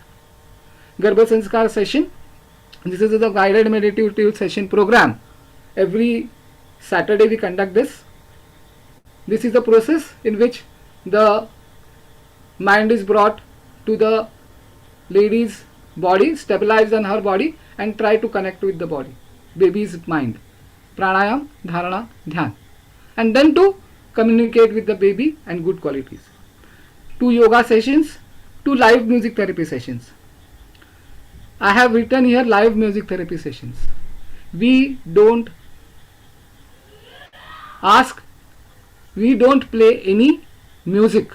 We play live music. We have developed a schedule, a protocol, structured module for this live music therapy program, and all these things are in active and passive manner. So the lady enjoys all the things and she develops very good sense of thing, and to her helps her to be in a happy state of mind. Along with this, art and craft, group discussion sessions regarding good values and diet recipes. This is the fixed schedule, and based upon this schedule, we have done a data analysis of the participants of this module. I would like to present it. The data analysis of the participants. This was made around about 8 years back. Out of we had chosen 363 participants, data of 215 participants who had attended the program for minimum 3 months was taken into consideration for the analysis. The data was collected after each session. The structured feedback form was used. All sessions were very well accepted with excellent and safe profile. The analysis reflects 29 variables with 26 components of body and 17 mind. Mother specific variables 23 and fetus specific variables 6. So next. So the Garbha Sanskar session, what I had stated, it is a guided meditative session. Points of observation were the things: level of stress, concentration in work, level of acceptance, anxiety, depression, fear, mind stability, feeling of happiness, understanding of good values, stability in breathing rhythm, increasing positive think and sound sleep. Effects: out of 215 participants, 97% results were reported in anxiety, mind stability, positive thinking and sound sleep. Improvement in other dimensions were reported by all 100%. The next sessions, what we say is a live music therapy session. So the points of observation were: level of stress, response of baby during listening classical music, response of baby during active participation in music therapy, liked active participation, response of the baby during live instrumental music things, effect of music therapy session, stability in breathing rhythm, feeling of happiness, anxiety, awareness in breathing. The effects of music therapy: up to 215 participants, 95% of them reported in effect on breathing of baby, 98 of them reported breathing stability, positive effect of mind. Improvement in other dimensions of music effects were positively reported by 100%. The points of observation in yoga session: back programs, muscle strength and tone, joint problems, feasibility of abdominal muscles, work stress, postural stability. So effect of this yoga on musculoskeletal system: after 215 participants, back problems and muscle strength was improved in all of them. Improvement in other problems were 97 to 98%. So this is an statistical analysis what we have made for our people, for all the patients, and also we have collected the video feedbacks of more than 70 participants who had undergone the Garbha Sanskar sessions. And these Garbha Sanskar sessions, the ladies who joined, they joined from the 10th week to 12th week, and they continue till 38th, 39th, 40th week, via the day before their pregnancy. It is a continuous process. I am proud to say that from last 10 years, we have not missed a single Saturday, Sunday for this program. So this is our achievement, and presently now we are working. We have developed this protocol, the process of all these things, and now we have been working with National Institute of Ayurveda, deemed to be University, Jaipur, Ministry of Ayush. So for standardization of this process of Garbha Sanskar and Bija Sanskar, through this now we have started the training program of doctors, and we are now implementing all these things in for the regular at the end process also. So implementation of this Bija Sanskar in Garbha Sanskar is a very important aspect. We see that all people are saying that okay, this should be done, this should be done, this should be done, but how? Every person has a question in his mind how to do it. So we have given a answer for it by developing a protocol, and from last 10 years we are working in this process for all these things. From last 10 years we have around about 3,890 plus pregnant women and couples have taken benefit of this Bija Sanskar and Garbha Sanskar program, and we have trained more than 4,300 plus doctors in this training program for Bija Sanskar and Garbha Sanskar, who are now practicing in all these things in their day-to-day practice. Thank you, sir, for giving me the opportunity to present myself and my concept of Supraja and Garbha Sanskar and Bija Sanskar in front of you. Thank you in this platform.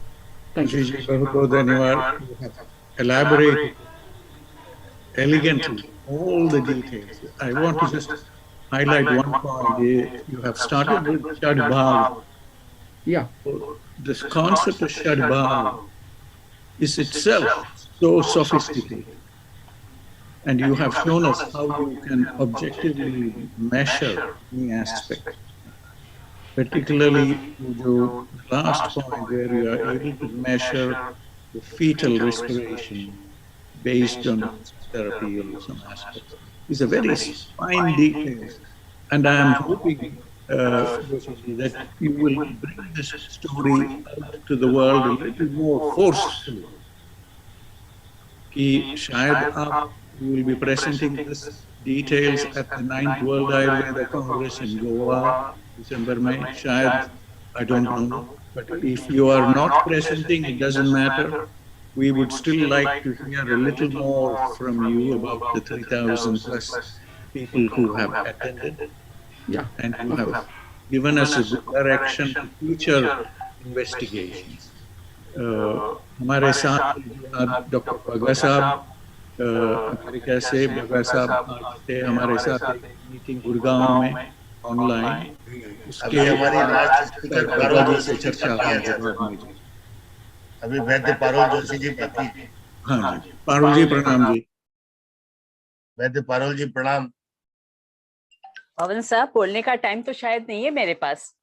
नौ तो बज जी चुके बिल्कुल है जी time, अगर आपके पास नहीं आज पूरा समय है मैडम, पूरा समय है। पूरा। हम 9 बज गए, जो बज गए तो बज गए, समय आपको समर्पित है। नहीं, ये बात नहीं है। बात ये है कि मेरा जो है प्रेजेंटेशन, क्योंकि मैंने जो तैयार किया उसका बेस जो है, मैंने जो चिल्ड्रंस यूनिवर्सिटी में जिसके बेस ऊपर ये बोल रहे हैं गर्भ संस्कार और सब, वो हम लोगों ने गर्भ संस्कार नाम वहीं पे दिया था। और वहाँ पे जो हम लोग बच्चे का, माँ का क्या ध्यान रखेंगे, कैसा इंफ्रास्ट्रक्चर रहेगा, ये सब जो किया था उसको बेस रख के ये प्रेजेंटेशन तैयार किया है। फिर भी मैं हो सके उतना जल्दी निपटाने की कोशिश करूंगी साहब। So good evening everybody. Since it's my favorite subject, Ayurvedic concept to 5 P's of healthy progeny. So when we are talking about 5 P's, we mean peace. So with peace comes prosperity for the people, and with Prakriti Parikshan and taking proper care of Sharir Manas Prakriti, we can have healthy progeny. So, what do we mean by healthy progeny? तो आपने बहुत बढ़िया बताया कि समदोष समाग्निश्च, लेकिन वो सुश्रुत की व्याख्या है जहाँ पे हम बात करेंगे तो चरकोक्त शरीर आयाम जो है, body parts, they should be in their place, they should be of the proper size, they should be, and they should be functioning properly. ये जो मैंडेटरी पॉइंट्स है, इसके ऊपर ध्यान देने की जरूरत है. अगर कोई बौना है, अगर कोई कुणी है, शॉर्ट स्ट्रेचर है, कुणी है यानी इसका हाथ जो है वो छोटा है, तो उसके पेरेंट्स से उसकी हाइट कम है, ज्यादा मोटा है, ये अष्टौ निंदित बताए हैं. उस तरह के अगर कोई होते हैं तो उनकी प्रोजेनी हेल्दी होने की संभावना नहीं है. तो वो स्वस्थ होंगे, अपने पंचकर्म में भी करवाया, फिर भी उसमें हमें रिजल्ट जो है वो जो चाहिए वो नहीं मिलेगा. और इन ह्यूमंस जब हम यूजेनिक्स की बात करते हैं तो बहुत ही टफ है. उसमें ये रिजल्ट मिला ये कहना प्राय नामुमकिन है, क्योंकि वो जो बच्चा जन्मेगा, वो जब एडल्ट होगा, उसको जब बच्चा होगा या वो बच्चे के लिए ट्राई कर रहा है, उस वक्त जो रिजल्ट मिलेगा उस पर हमको पता चलेगा कि हमने जो कर्म किया उसका हमें क्या रिजल्ट मिला. So that will be very late and उसमें इरिवर्सिबल प्रोसेस है ये. दूसरी बात जो म्यूजिक थेरेपी की है, बहुत बढ़िया है. म्यूजिक थेरेपी में तो महाराष्ट्र में काफी काम हुआ है. कौन सा रोग किस में देने, कौन सा राग कौन से रोग में देने से रिजल्ट मिलेगा, इसके ऊपर डिटेल में काम करने की बहुत जरूरत है. और मैं तो इसमें ये ऐड करूंगी क्योंकि मैंने ये किया है. I have been very lucky to do such experiments in a government strata. तो हम लोगों ने देखा था कि उस राग को बजाने से उसके स्वभाव में तो परिवर्तन आता ही है, वो मेल है या फीमेल है या फिर बच्चा है, तो भी उसमें बिहेवियरल चेंजेस, थॉट चेंजेस आते हैं. और गर्भ जो है वो अपनी माता के जरिए बाह्य वातावरण से सतत जुड़ा रहता है. तो अगर ये मेरा स्टूडेंट का ही, दोनों हस्बैंड वाइफ दोनों मेरे स्टूडेंट्स थे, तो उसमें ही किया गया ये एक्सपेरिमेंट है. उसका बच्चा जो था, वो पहला बच्चा, वो बहुत नोटोरियस था और सभी उससे परेशान थे. तो अभी इस बार उनको प्लानिंग से बच्चा लाना था, तो बोले मैडम हम क्या करें, आपको जो शिव उपासना करते हैं तो महादेव का हम कुछ करते हैं. तो बोले मैं क्या करूं, रुद्राभिषेक करूं क्या? मैं बोली नहीं, रुद्र चाहिए तो रुद्राभिषेक कर. तो फिर उसने शिव महिमन जो है उसको बजाने का सोचा. मैं बोली उसका म्यूजिक मेलोडियस होना चाहिए. और जब से वो वंदना उसका नाम था मेरे स्टूडेंट का, तो वंदना को प्रेगनेंसी यानी उसका मासिक खत्म हो गया और 5वें दिन से उसने शिव महिमन का नित्य श्रवण करना शुरू कर दिया. वो प्रेग्नेंट हुई तो भी उसने सुनती रही. और जब बच्चा जन्मा, it was a girl child, they wanted a girl child. और गर्ल चाइल्ड जो है वो जब भी रोती थी ये लोग शिव महिमन रख देते थे और बच्ची जो है वो एकदम आराम से खेलना शुरू कर देती थी. तो गर्भावस्था में हम बच्चे को अगर म्यूजिक सिखाते हैं तो ये रिजल्ट मिलता है. मैंने इसमें रखा है, मेरे कोलवड़ा का पेशेंट का भी इसमें रखा है और मेरे मंजूश्री का पेशेंट को भी इसमें रखा है. तो गणपति के बिना और उनकी माताजी के बिना सब कुछ व्यर्थ है. शिव जी वहीं आएंगे जहाँ ये दो रहेंगे, और शिव जी जहाँ है वहाँ ये दो आए भी ना भी आए, लेकिन इन दोनों को हम साथ में रखेंगे तो महादेव की कृपा बिल्कुल बनी रहती है. इसमें जब हम प्रोजेनी की बात करते हैं तो उसका अधिकार गणपति जी का है. Human being is a unique creation of nature, highly efficient but dependent on many things. Birth of human child is one of the master creation of nature. fertilization of ovum is very unpredictable and difficult process. ये जो है वो modern science की book जो है Williams की obstetrics की, उसमें से लिए गए ये सेंटेंसेस है। और सब मेरे आचार्य चरक यही कहते हैं, अत्र दैवः कर्माधिकारः, कर्म पे छोड़ते हैं, दैव पे छोड़ते हैं। मैक्सिमम महर्षि ने उपयोग किया है दैव का, वो शारीरिक स्थान में किया है।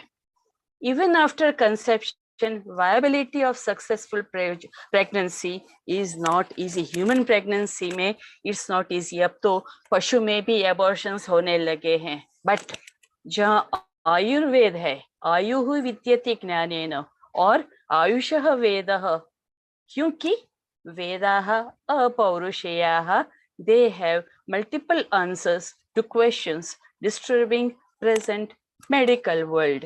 तो Ayurveda treatment is selective and it is for every person, it is a personalised treatment. इस वक्त हमारा जो नेशनल हेल्थ प्रोग्राम है गवर्नमेंट ऑफ इंडिया का, उसमें जननी शिशु सुरक्षा कार्यक्रम जो है, उसमें इन्होंने ये सभी पॉइंट्स ले लिए हैं। आज का सिनारियो ये है कि क्या खाना चाहिए क्या नहीं खाना चाहिए, इसके बारे में बहुत ही विचार वैमनस्य है, क्योंकि संहिता पठन हो नहीं रहा। गुंजन यानी कि गाजर जो है वो सगर्भा में वर्ज्य द्रव्य है, नहीं दे सकते। इस वक्त 15 to 20% infertility is the burning problem of society. Second burning problem is 15 to 20 abortions in 100 pregnancies, and it is rising, and that is causing physical, mental, emotional trauma to mother and family.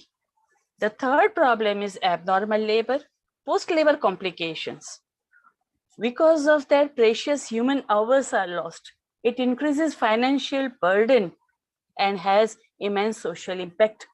So the need to provide is a cost-effective Ayurvedic roadmap, that should be pure Ayurvedic, उसमें और कुछ नहीं आना चाहिए, roadmap for global implementation. तो family जो है वो न्यूक्लियस है, उसके बेस पर पूरी पृथ्वी रही है। तो family को संभालने में पहला पॉइंट जो है चाइल्ड चाहिए, तो फैमिली बनती है। हस्बैंड वाइफ से फैमिली नहीं बनती है, बच्चा आएगा तो ही फैमिली बनेगा। और in a disturbed husband wife relationship a baby should never come. Baby वहीं आना चाहिए जहाँ पे सौमनस्यम गर्भकारणम, चरक सूत्र स्थान 25 में उन्होंने बताया सुमन नहीं है, दोनों के बीच में मन मेल नहीं है, तो डोंट ब्रिंग अ बेबी। इसमें 23% of fertilized ova are lost as consequence of failure of cleavage, failure of implantation and abortion. और इसका cause जो है वो congenital problem in either the father or the mother. The baby is dead by the time they come to know कि गड़बड़ है। इतने type के abortions बताए हैं। और हमें कई बार कहा जाता है आयुर्वेद वालों को कि आपके पास इसका कोई है नहीं, नाम नहीं है, आपके पास ऐसा कुछ है क्या? फॉर एग्जाम्पल एक्सीडेंटल एबॉर्शन, ऐसा कुछ है क्या? अकस्मात गर्भस्रावपात, ऐसा लिखा है। फिर ट्रॉमा इंड्यूस्ड एबॉर्शन, अभिघातज लिखा है, लेकिन हमारे पास जो है वो आपके पास नहीं है। अब यहाँ पे बर्निंग प्रॉब्लम ये है कि ladies want abortion, they want to remain free, यानी उसमें फैमिली नहीं आता है। इस स्थिति में हम बोले कि बच्चा कैसा हेल्दी आना चाहिए, तो ये गलत है। पहले हमें इनमें ये लाना जरूरी है कि prepare yourself that do you want to have a baby or do you want to go for an abortion. हमारे यहाँ पे एक CME हुई थी, उसमें जो गायनेक थे वो बता रहे थे कि हम लोग जो है हाइमेनोप्लास्टी करते हैं, यानी आप स्वच्छंदता से जियो, फिर हम हाइमेनोप्लास्टी कर देंगे, फिर आप जो है वो शादी करिए और फिर अपना घर बसाइए। That is not healthy progeny हो ही नहीं सकता। ये जो गर्भ विद्रव शब्द आयुर्वेद में बताए हैं और उसके जो प्रकार बताए हैं वो जो ध्यान में रखे हम और उनको न होने दे तो हम काफी सारे एबॉर्शंस और प्रेशियस प्रेगनेंसीज को बचा सकते हैं। मैंने सर्वे किया था एट अहमदाबाद, जामनगर, कोलवड़ा एंड पैथापुर। तो मेरा एवरेज जो निकला वो करीब 31 इयर्स की एज सभी की निकली। मैरिड, एजुकेशन जो था वो स्कूल लेवल तक का ही था। एक्टिव मैरिड लाइफ 9 इयर्स की मिली। और ये जो पॉइंट्स है इसमें कंप्यूटर यूजेज निल है।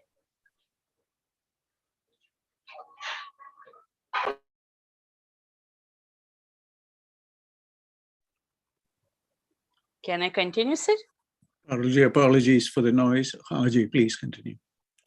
Computer usages, excessive computer usages और एक्सेसिव मोबाइल यूजेज एबॉर्शन के लिए कॉज बताया गया है, लेकिन हमने जो सर्वे किया 4 जगह पे वहाँ पे ये नहीं मिला है। एडिक्शंस में हमारे जो पेशेंट्स थे उनमें टी ही मिली है, बाकी कुछ नहीं मिला। स्लीपिंग पोस्चर जो है वो प्रायः इंडियंस में, खास करके गुजरात में, यूनिलैटरल है। सीधे सोते नहीं है। दिवा स्वप्न मिला, क्रोध मिला, नेगेटिव एटीट्यूड मिली, ईर्ष्या आदि भाव मिलते हैं। और इसीलिए हमें प्लांट प्रोजेनी और हेल्दी प्रोजेनी की बातें करने की जरूरत उपस्थित हुई है। वेग विधारण, मल, मूत्र और क्षुधा तीनों का मिलता है। ड्यूरिंग प्रेगनेंसी कोइटस करते हैं। अब ब्रह्मचर्य जहाँ पे उनको पालन करना है वहां पे 2 to 3 times a week, यानी काफी ज्यादा है। प्रकृति से ज्यादा सारता अल्प मिली है। अल्प सारता, अगर कुएं में कुछ नहीं है तो वो क्या पियत करेगा, यानी फार्म में क्या आएगा। कुएं में कुछ नहीं है तो the pump will not be able to bring up anything. माँ में कुछ नहीं है तो बच्चे में नहीं आ सकता। तो ये बहुत महत्व का पॉइंट है। दूसरा था पैलर, और हाइट जो है उनकी कम थी और हाइट के सामने वेट ज्यादा मिला। ये आयुर्वेद में बताया है कि कृमिवात अभिघातस्तु गर्भोपहत। गर्भ उपहत होता है कृमिवात और अभिघात से। कृमि जो है वो खाते हैं, ऐसा अथर्ववेद में, ऋग्वेद में मिलता है और कृमि के नाम भी बताए गए हैं। ये कृमि जो है वो शरीर में, माता के शरीर में और गर्भाशय में भी जाके गर्भ को खाते हैं और गर्भ संक्रमित भी करते हैं। अभी एक चर्चा चल रही थी कि भूत हत गर्भ, ऐसी चर्चा चल रही थी। सुश्रुत महाराज पढ़ा रहे थे अपने शिष्यों को, तो किसी ने बताया कि भूत हत गर्भ, तो महर्षि ने बताया नहीं, ओजोशनानाम रजनी चराणाम, जो लोग ओज का खाना खाते हैं, रात में घूमते हैं, आहार है तो न शरीरमिष्टम, वे शरीर को नहीं खाते, they don't eat the body, यानी वे गर्भ का हरण नहीं कर सकते। क्योंकि अगर गर्भ का हरण कर सकते तो क्या माँ को भी नहीं खा जाते। तो ये बहुत ही लॉजिकल बात महर्षि सुश्रुत ने बताई है।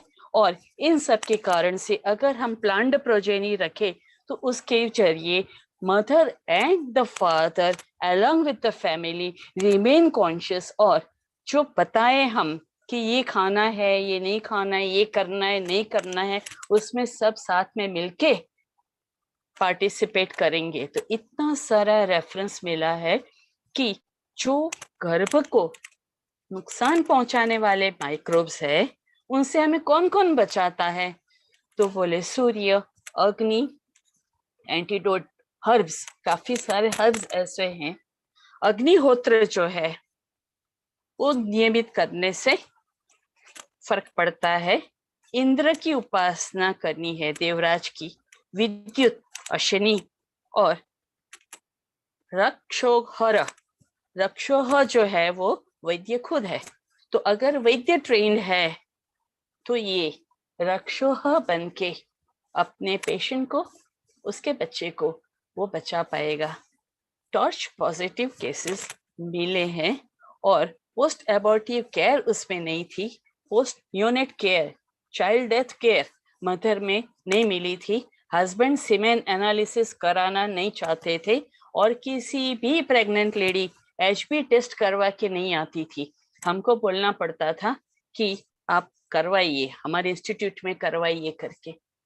पुत्रग्नि के अलावा भी बहुत सारे रेफरेंसेस मिले हैं जिसमें गर्भ जो है किस तरह उसका मृत्यु होता है। उसमें 3 दोष बताए हैं, वात, पित्त और रक्त। तीनों के ऊपर ध्यान देना चाहिए और तीनों दोषों को ध्यान में रख के एबॉर्शन से हम अपने पेशेंट को बचा सकते हैं। फिर age of the parents, it matters too much. अगर एज पे हमने ध्यान नहीं रखा तो उससे क्या होगा, तो अर्ली प्रेगनेंसी में स्पॉन्टेनियस एक्सपल्जन ऑफ ओवम होगा और वो जो अगर बच्चा जीता भी है तो क्रोमोसोमल एब्नॉर्मैलिटीज और दूसरे भी सिस्टमेटिक डिजीजेस लेके वो जन्मेगा। Disorganisation of growth, faulty germ plasm, ये बहुत महत्व के पॉइंट्स बनते हैं। Maternal factors, paternal factors, use of abortifications, गर्भस्राव पातकारी योगों का जाने अनजाने में लोग प्रयोग करते हैं। गर्भोपघात कर भाव का सेवन करते हैं, उससे जो बच्चा जन्मेगा उसमें कोई ना कोई डिफॉर्मिटी बिल्कुल आएगी, डिफेक्ट तो आएगी ही आएगी। और आप देखिए कि सभी, एक बाजू संहिता ग्रंथ है और ये जो है मध्यकालीन ग्रंथ है, सभी में बताए हैं गर्भस्राव पातकर योग। इनका प्रयोग उस समय में भी, यानी आज से 5000 साल पहले भी महिलाएं करती होगी। टॉर्च सिंड्रोम जो है वो बहुत ही प्रॉब्लमेटिक है और इसको बचपन के व्याधि के साथ जुड़ा है। अनहेल्दी सेक्स, मल्टीपल पार्टनर्स, ये सब भी इसमें भाव दिखाते हैं। लेकिन श्रमहर गण के ड्रग्स जो है वो सीजनल फ्रूट्स है और जो हम गर्भिणी परिचर्या में देखेंगे कि षष्ठिक जो चावल है उसकी पायसम बना के गर्भिणी को खिलानी है, वो श्रमहर का ही एक भाग है। तो श्रम जो पॉइंट है वो हमें ज्वर में भी मिलता है, जो टॉर्च में इन्फेक्शन की वजह से ज्वर आता है। दूसरा, गर्भिणी माता जो है वो श्रमित रहेगी। और तीसरा, वो न्यूट्रिशन है, माइक्रो न्यूट्रिएंट्स बहुत बढ़िया है। और ये जो श्रमहर गण के ड्रग्स है वो हम रॉ खाने को ही देते हैं, उसकी कोई फॉर्मूला बना के नहीं देते हैं और इतना बढ़िया रिजल्ट मिलता है। तो ये श्रमहर गण का प्रचलन करना गर्भिणी परिचर्या में, वो इस वक्त की जब हम कोविड से गुजर के आए हैं और टोमेटो और पता नहीं कौन कौन से वायरल आ रहे हैं इन्फेक्शंस, वो सब क्षुद्र रोगाधिकार के हैं। और क्षुद्र रोग में तो ज्वर मिलता ही है, त्वक दुष्टि भी मिलती है, तो वहां पे श्रमहर गण हमें बहुत बढ़िया रिजल्ट देगा। अभी गर्भोपघात कर भाव जो है उसमें आहार, विहार, व्यवहार और व्यसन सभी की बातें की गई है। व्यसन में पेत्यम और मदकारी, ये दोनों विष के गुण हैं जो ओज का नाश करते हैं, इसलिए गर्भ के पोषण में वो क्षति उत्पन्न करते हैं।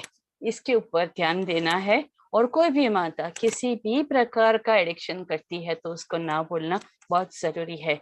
हमारे कई एक्टर्स है वो स्मोकिंग, ड्रिंकिंग ऐसे पोजेस देते हैं, उनका जो भी होगा, लेकिन उनको देख के यहाँ पे जो लोग कर रहे हैं उसका क्या, तो ये थोड़ी ध्यान देने की बात है। वंध्यत्व जो है वो कंजेनिटल भी है, डेवलपमेंटल भी है और इन्फेक्शन की वजह से भी होता है। आप देखिए, जातहरिणी माता को है तो उसने अपनी बेटी को दे दी तो कंजेनिटल हो गई। जातहरिणी का इन्फेक्शन लगा माँ को और फिर उसका एबॉर्शन हो जाता है, उसको बच्चा नहीं ठहरता, तो इन्फेक्शन है। तो ये जो है ध्यान देने की बात है कि इन्फेंटाइल यूट्रस है तो आप उत्तर बस्ती देख के उसमें कंसेप्शन करवा देंगे तो वो it will go into abortion only, पूर्ण काल प्राकृत प्रसव होने की संभावना नहीं है। तो ये जरा ध्यान रखने की बात है। आदि वंध्या निदान करते हैं और फिर उसको चिकित्सा देते हैं। आदि वंध्या में तो बताया गया है कि वो तो आजीवन वंध्या रहने वाली है, तो निदान भैया ऐसा किया करो कि वो क्या बोलते हैं हम उसमें कॉम्प्लिकेशंस खड़े न हो आपके लिए। तो ये बहुत जरूरी है। अगर आपने वामिनी निदान किया और उत्तर बस्ती दी और रिजल्ट मिला तो सही बात है, लेकिन आपने आदि वंध्या वंध्यत्व ऐसा निदान कर दिया और फिर आप बोले कि रिजल्ट मिला, तो it's our fault, you are not reading the text, ऐसा बोल सकते हैं हम। रस पंचक ऑफ दशेमानी, ये जो है वो मैंने डिटेल में दिए थे कि इसके ऊपर मैं बात कर सकूं, लेकिन टाइम बहुत कम है। Consolidated effects of Shrama Haragana, it rejuvenates both body, mind, and increases the physical capacity of both the partners. It exhibits significant antioxidant activity.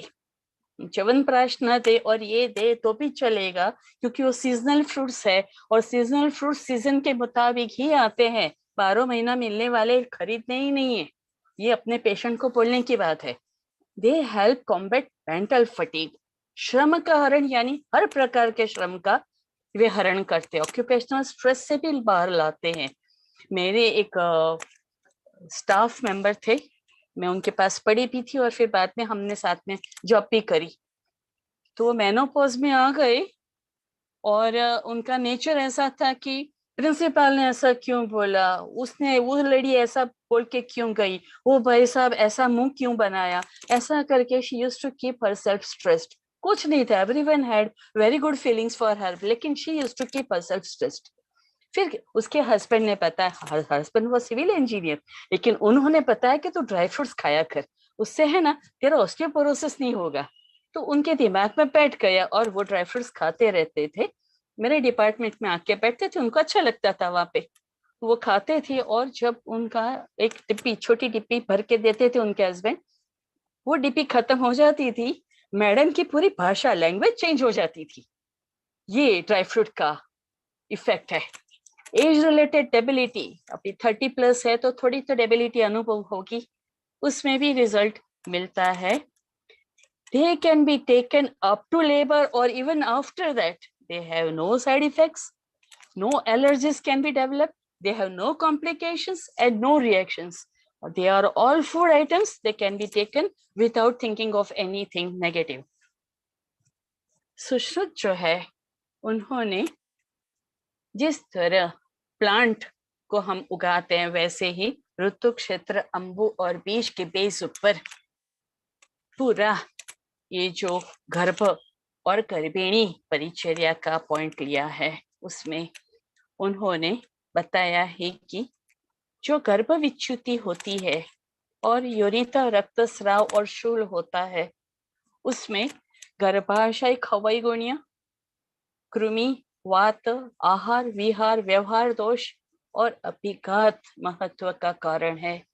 ये अभिघात जो है वो हम एक्सरसाइज गर्भिणी में नहीं करवा सकते, लेकिन करवाते हैं तो अभिघात उत्पन्न होता है। It creates a trauma on the uterus और द फ्लूइड जो है वो भी इतना हिलता है कि गर्भ भी अभिहत होता है। तो ये जो चीजें हैं वो थोड़ी समझ के अपनाए तो अच्छा है। Importance of maternal nutrition and immunity for herself, for the गर्भ and even post delivery, उसको जब स्तन्यपान करवाना है तो उसमें भी maternal nutrition before conception, post conception, during delivery, post delivery, during lactation and post lactational phase, सभी में बहुत जरूरी है, वरना दूसरी बार उसको कंसीव करना होगा तब दिक्कतें खड़ी होगी। तो इसमें इन शॉर्ट मुझे बताना है तो 10 प्रकार की परिचर्या है, उसके ऊपर जरा ध्यान दे तो it can be achieved very easily. जात मात्र यानी जब बच्चा जन्मा तब बालिका परिचर्या, रजस्वला, ऋतुमती, मैथुन, सद्योगृहित गर्भ, व्यक्त गर्भ, प्रसूता सुतिका तात्री परिचर्या, यानी जब से ये बच्ची, कोई भी बच्चा पेट में है तब से उसके ऊपर ध्यान दिया जाएगा, जो भी संस्कार करने हैं वो किए जाएं, तो उसमें बहुत पॉजिटिव रिजल्ट मिलता है। मैं अपना एक केस यहाँ पे दिखाना चाहूंगी। हम लोग हर पुष्य नक्षत्र में नस्य देते थे, वटश्रृंग नस्य देते थे।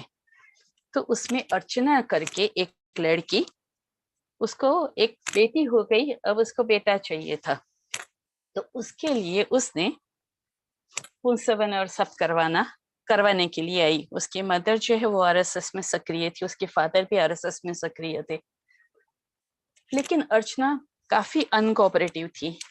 उसकी छोटी बहन जो है वो उसके साथ आया करती थी ताकि अर्चना सब कुछ बराबर करे। अनकोऑपरेटिव पेशेंट थी इसलिए।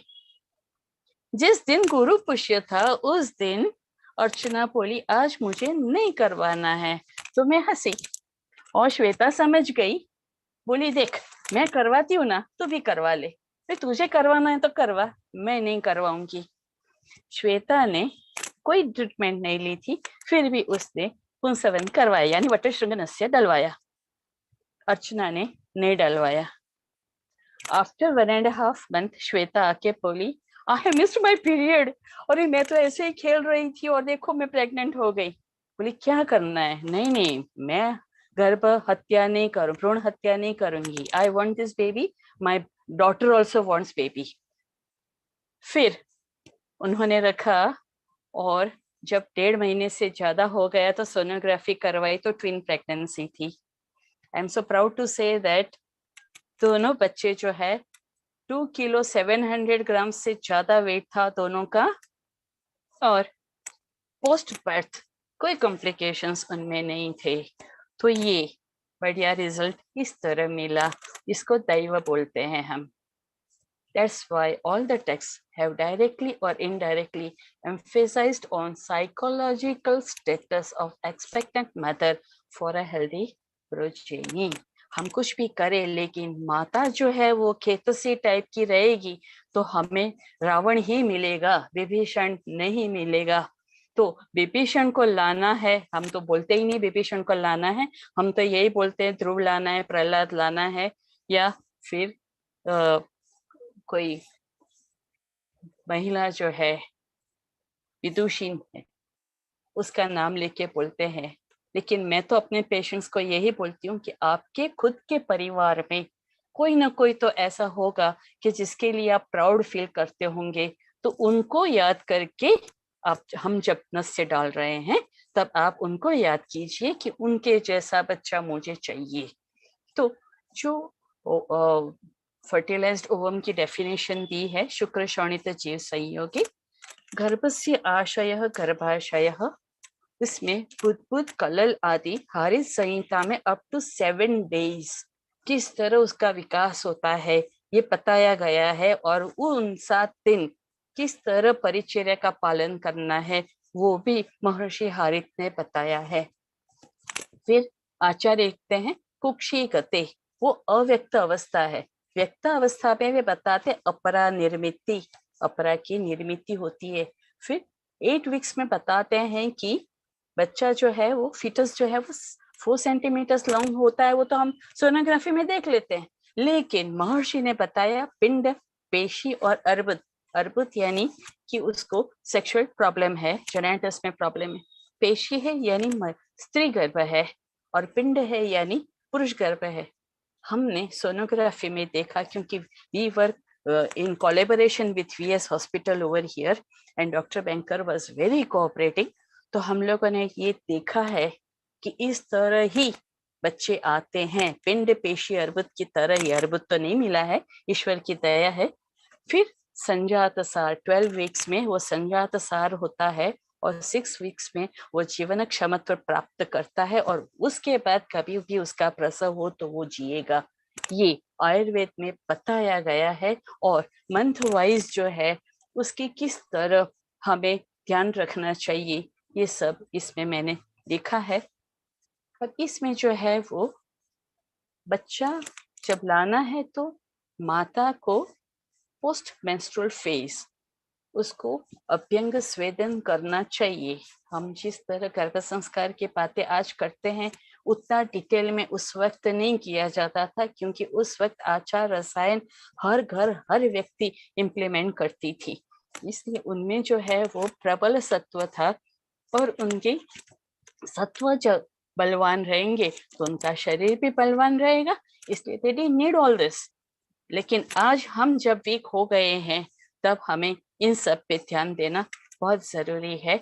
माता को उस वक्त तिल या सरसों का तेल ही दिया जाता है और उड़द दी जाती है, जबकि पिता भावी पिता जो है उनको स्वीटेंड घी, मेडिकेटेड घी और मेडिकेटेड मिल्क ज्यादा दिए जाते हैं और हर बार उनको अपने बच्चे के बारे में ही सोचना है, इस तरह का बच्चा मुझे चाहिए करके, ये बहुत जरूरी है। I have to just skip them because it's too long। अब इसमें जो है वो उसको क्या नहीं करना चाहिए, क्यों नहीं करना चाहिए, जो कामिनी मैडम ने बताया था वो मैंने इसमें डिटेल में लिया हुआ है। दवाई जो है उनको भी कौन सी दवाई देनी है और कौन सी नहीं देनी है। दवाई जो है उसमें क्षार, लवण, अम्लता, कटुता, बिटर नहीं होनी चाहिए। कि इस तरह की दवाई अगर हम देंगे तो भी सगर्भा में प्रॉब्लम्स आ सकते हैं। इट रिक्वायर्स माइक्रो मैनेजमेंट, वो माइक्रो मैनेजमेंट के लिए पेशेंट रूपी पुस्तक को बराबर पढ़ना पड़ता है। If you are not able to read from between the lines and from one this folder to other folder, we are definitely going to be misled by that patient। ये बहुत ध्यान रखना होता है। एनवायरनमेंट कैसा होना चाहिए ये बहुत ज़रूरी है। और इसमें मैं एक बात यहाँ पे इस स्लाइड में मैं एक बात ऐड करना चाहूँगी कि मेरे जो प्रिंसिपल साहब थे वे बहुत कुछ ऐसा करते रहते थे और हर बार बोलते थे कि पारुल तुझे इसमें मुझे हेल्प करनी है, but I used to do it और उससे मुझे काफ़ी फायदा भी हुआ। ऐसा बोला जाता है कि माता, सगर्भा माता या जिस माता को बच्चा लाना है उसको जो है वो श्मशान के पास से गुजरना नहीं है और श्मशान के पास जाना भी नहीं है, उससे एबॉर्शन होता है। हम लोगों ने सर्वे किया तो बच्चे एबॉर्ट तो नहीं हुए, लेकिन दुर्बल शरीर वाले और क्लेश असहा मिले, यानी छोटी छोटी बात में वे थक जाते थे या कंटाल जाते थे और फिर गुस्से पे आ जाते थे।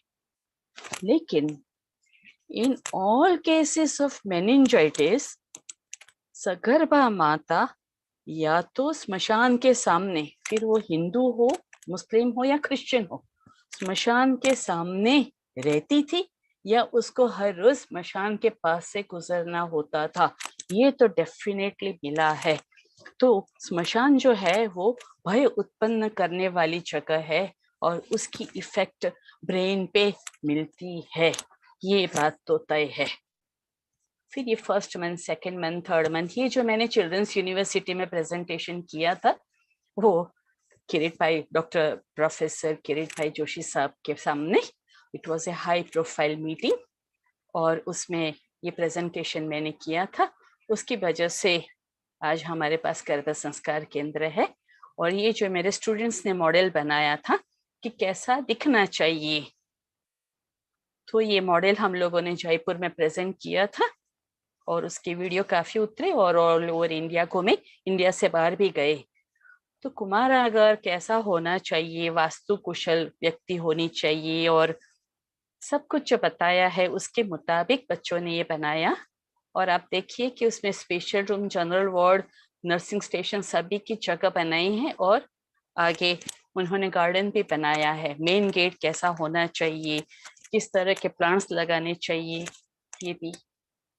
एक बात जो बताई है कि बच्चे के स्वास्थ्य के लिए जिस तरह स्वर्ण प्राशन जरूरी है उस तरह उसके वस्त्र जो है जो हम रीयूज करेंगे मैं डिस्पोजेबल क्लोथ बच्चे में यूज करने की अगेंस्ट में हूँ, क्योंकि वो डिस्पोजेबल क्लोथ है, उसके अंदर जो माहीन माइक्रोस्कोपिक जो होते हैं पार्टिकल्स, वो उसकी स्किन में एलर्जी उत्पन्न करते हैं। इसलिए रीयूजेबल क्लोथ ही यूज करने को बोलती हूँ।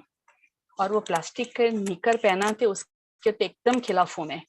तो उसका लिनन और उसका पैडिंग सब कुछ हर रोज फ्यूमिगेट होना चाहिए। बच्चे को हमें प्रेशियस स्टोन्स पहना नहीं सकते तो उसके आसपास रखने चाहिए। आजकल पीएम साहब बोलते हैं, और हमारे चिल्ड्रंस यूनिवर्सिटी में भी उन्होंने एमओयू किया है कि टॉयज जो है वो किस तरह के होने चाहिए, क्योंकि जो खेल है शिवाजी राजे जो खेल रहे थे उनमें जीजा माता ने उनको यही सिखाया था कि किस तरह युद्ध किया जाए, युद्ध में किन किन चीजों की जरूरत पड़ेगी, वो सब छोटे शिवराया को सिखाया था जीजा माता ने। तो जब उनको युद्ध खेलने की नौबत आई तो he could do it easily.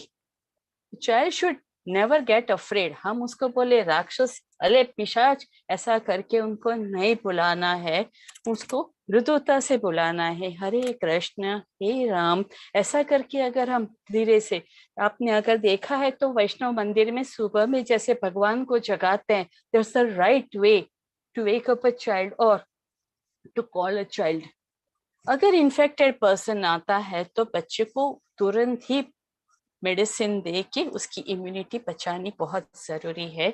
A child should be looked after from the day the child is born till he becomes a strong youth. This was my team. ये हाथ से दौरे हैं वो मेरे हैं, और मेरी टीम ने देखिए किस तरह का बनाया है। So this was my team of students and you can see how they were feeling. ये पैक करके जा रहा था जयपुर और तब हम लोगों ने फोटो लिया है। ये एज वाइज रिक्वायरमेंट्स है, immunisation and specific diet for the baby, क्षीरपकालीन, क्षीरान्नादकालीन और अन्नादकालीन। जात मात्र परिचर्या जो है वो बहुत जरूरी है। उसमें प्राण प्रत्यागमनम तो हम करते हैं लेकिन तुरंत ही कॉर्ड कटिंग कर लेते हैं। That should not be done. जब तक कॉर्ड थ्रॉपिंग चल रहा है तब तक कॉर्ड कटिंग नहीं करना चाहिए, क्योंकि up to 100 ml blood, up to 100 ml बच्चे को मिल सकता है। That is too much. Even 30 ml of blood is also too much for such a small kid. ये बहुत जरूरी है। उसका मुख विशोधन पहले करना चाहिए। और प्रथम संस्कार जो है वो उल्बापनयन है। नाभि नाड़ी कर्तन बाद में होती है, पहले उल्बापनयन होता है। और नाभि कर्तन नहीं बोलते हैं, हम कल्पन बोलते हैं, that is trimming of the cord. और मधु सर्पी प्राशन करवाते, उसके बाद सुवर्ण प्राशन करवाते हैं, उसके बाद पीयूष पान करवाते हैं, रक्षोघ्न कर्म करवा के बाद में जब माता को स्तन्य उत्पत्ति होती है, पीयूष यानी कोलोस्ट्रम, और स्तन्य उत्पत्ति होती है तो स्तन्यपान करवाते हैं। ये जो आयुर्वेदिक टर्मिनोलॉजी है वो सब भूलते जा रहे हैं। सूती का परिचर्या में आप देखिए कि पहला पिक्चर जो है उसमें माता लेटी है और बच्चा जो है उसको कडल कर रही है, और दूसरे में आप देखिए कि माता के ऊपर बच्चे को रखा है। Both are feelings uncomfortable.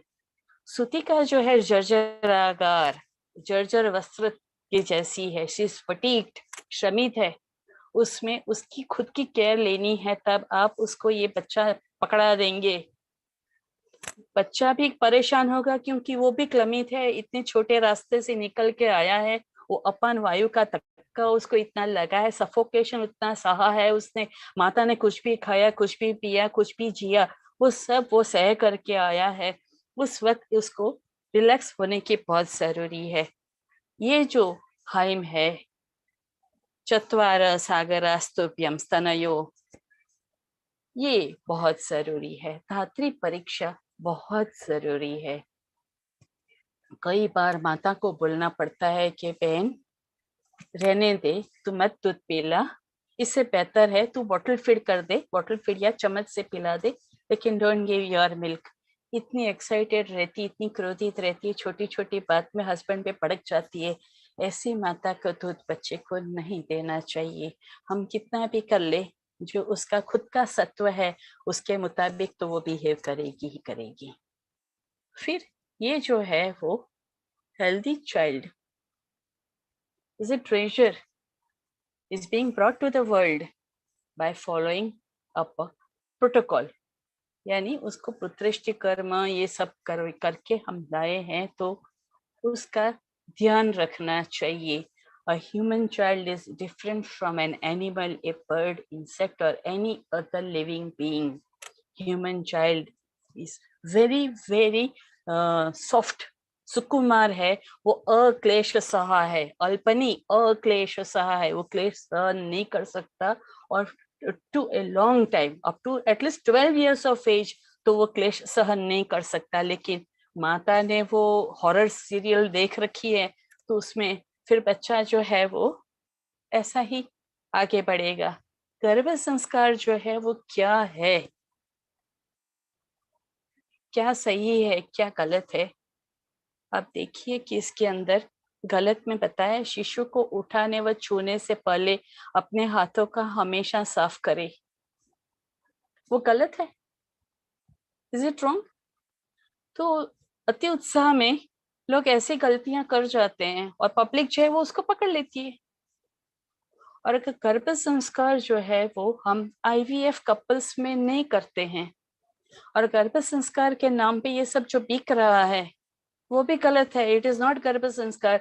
अगर वैद्य खुद आचार रसायन का पालन नहीं करता तो किसी को क्या सलाह देगा? Who should be given गर्भ संस्कार? Every couple is not meant to be given गर्भ संस्कार. आप देखिए 5 फोटो में सिर्फ एक ही कपल ऐसा है कि जिसमें गर्भ संस्कार करेंगे तो हमें रिजल्ट मिलेगा.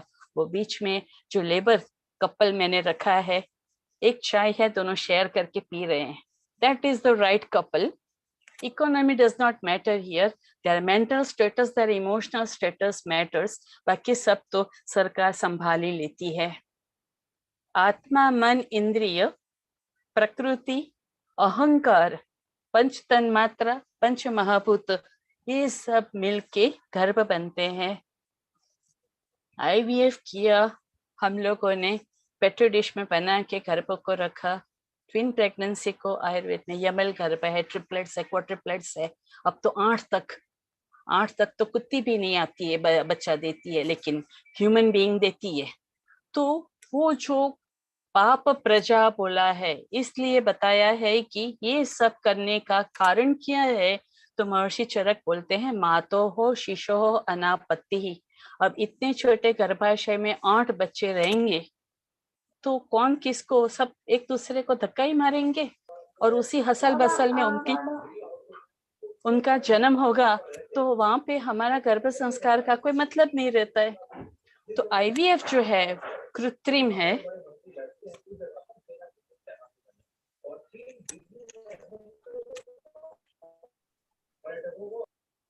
बस I am just on the verge of finishing. जो IVF जो है वो कृत्रिम है, और उसमें हमें ये गर्भ संस्कार करने से उतना रिजल्ट मिलने की संभावना नहीं है. क्या प्रेग्नेंट लेडी में गर्भ संस्कार कर सकते हैं? पुंसवन संस्कार 2 बार करने हैं. एक जो संतानेच्छु माता है, और दूसरी जिसको प्रेगनेंसी है और पुष्य नक्षत्र, उसको कंफर्म प्रेगनेंसी हुई, उसके बाद जो पुष्य नक्षत्र आया उसमें हमने किया. और गर्भिणी परिचर्या जो है वो एक तरह से गर्भ संस्कार ही है. लेकिन गर्भिणी परिचर्या पे हमें अटकना नहीं है, हमें प्रसूता परिचर्या और सूतिका परिचर्या के तक ले जाना है. व्हाट इज पुंसवन? इसमें इस तरह देना है इम्पोर्टेंस ऑफ गर्भ संस्कार. तो इतने सारे मीडिया कवरेज है, ये सब फूड मिल रहे हैं, डेली रूटीन हो नहीं सकता क्योंकि नाइट ड्यूटीज है. तो इस सब के अंदर जो बच्चा आएगा वो बच्चा ही अपने आप को तो देखेगा ही नहीं. जैसे कामिनी मैडम ने बताया कि find time for your own self, अपने लिए समय निकालना बहुत जरूरी है, और यही हम भूल चुके हैं, ये हमें फिर से प्रस्थापित करना है. तो दोज हु ये जो 2 स्लाइड्स मैंने बताई है वो स्लाइड का पालन करते हैं तो उनको गर्भ संस्कार का रिजल्ट मिलता है. हम लोग कोलवड़ा में ये किए हैं.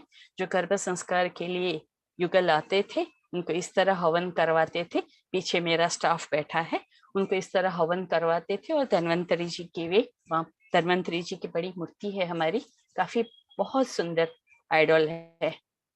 ये जो है अपत्यानाम मूलम नार्यः, नारी के ऊपर ही आधार है, क्योंकि जिस तरह की भूमि रहेगी उस तरह बीज कितना भी आपका विद्यमान है, लेकिन अगर भूमि आपकी उषर है तो रिजल्ट नहीं देगी। इसी तरह योनिषु शुद्धाशु, योनि शुद्ध होनी चाहिए। हम पूरे शरीर को देखते हैं, लेकिन उसको योनि स्राव है या उसका जो यूट्रस है वो शिथिल है, रिट्रोवर्टेड है, तो उन सब में हमें रिजल्ट नहीं मिलेगा। नहीं वाता त्रुते योनि, स्त्री के अंदर वायु की दुष्टि होना बहुत कॉमन है, क्योंकि she constantly passes through some or other phase. इसलिए वात दोष को ध्यान में रख के हमें कर्म करना चाहिए। ये मेरी कोलोवड़ा की पेशेंट है, उसने नारायण स्तोत्र जो है उसका पाठन हम लोग करते थे। उसको बेटी चाहिए थी, लेकिन बेटा ही आया। और बेटा जो है वो नारायण स्तोत्र जैसे ही हम रखते थे तो वो बेटा जो है वो एकदम शांति से सो जाता था। वो पास में जो खड़ा है वो मेरा आरएमओ है। ये बिब्लियोग्राफी है। Thank you very much. क्योंकि हेल्दी प्रोजेनी अगर होगी तो हमारी सोसाइटी हेल्दी रहेगी, और हेल्दी सोसाइटी है तो हम लोग जो है वो हेल्दी नेशन में जाएंगे, और हेल्दी नेशन रहेगा तो न्यू इंडिया हेल्दी रहेगा, न्यू इंडिया हेल्दी रहेगा। और अगर विश्व गुरु अगर हेल्दी है तो विश्व भी स्वस्थ रहेगा। एक बात यहाँ पे ऐड करके मैं कंप्लीट करूंगी अपना, कि panchakarma can not be done in all. Panchakarma में बताया है कि ये कर्म इन लोगों में नहीं कर सकते, और वही जो पंचकर्म के लिए निषिद्ध है उनमें हम लोगों को प्रेगनेंसी न रखने की सलाह दी गई है। With that, I stop my speech over here. Thank you everyone for such a nice listening, and thank you Pavan sir and Madan sir for giving me chance to talk on my favorite subject. Thank you everybody. Thank you Parul ji, बहुत बहुत धन्यवाद आपका, बहुत बहुत धन्यवाद, बहुत बहुत धन्यवाद। आपने तो, आप हमेशा की तरह एक फ्लो में बोलती हैं, और जब बोलती हैं तो मंत्र मुग्ध कर देती हैं। बहुत बहुत धन्यवाद। Madan sir.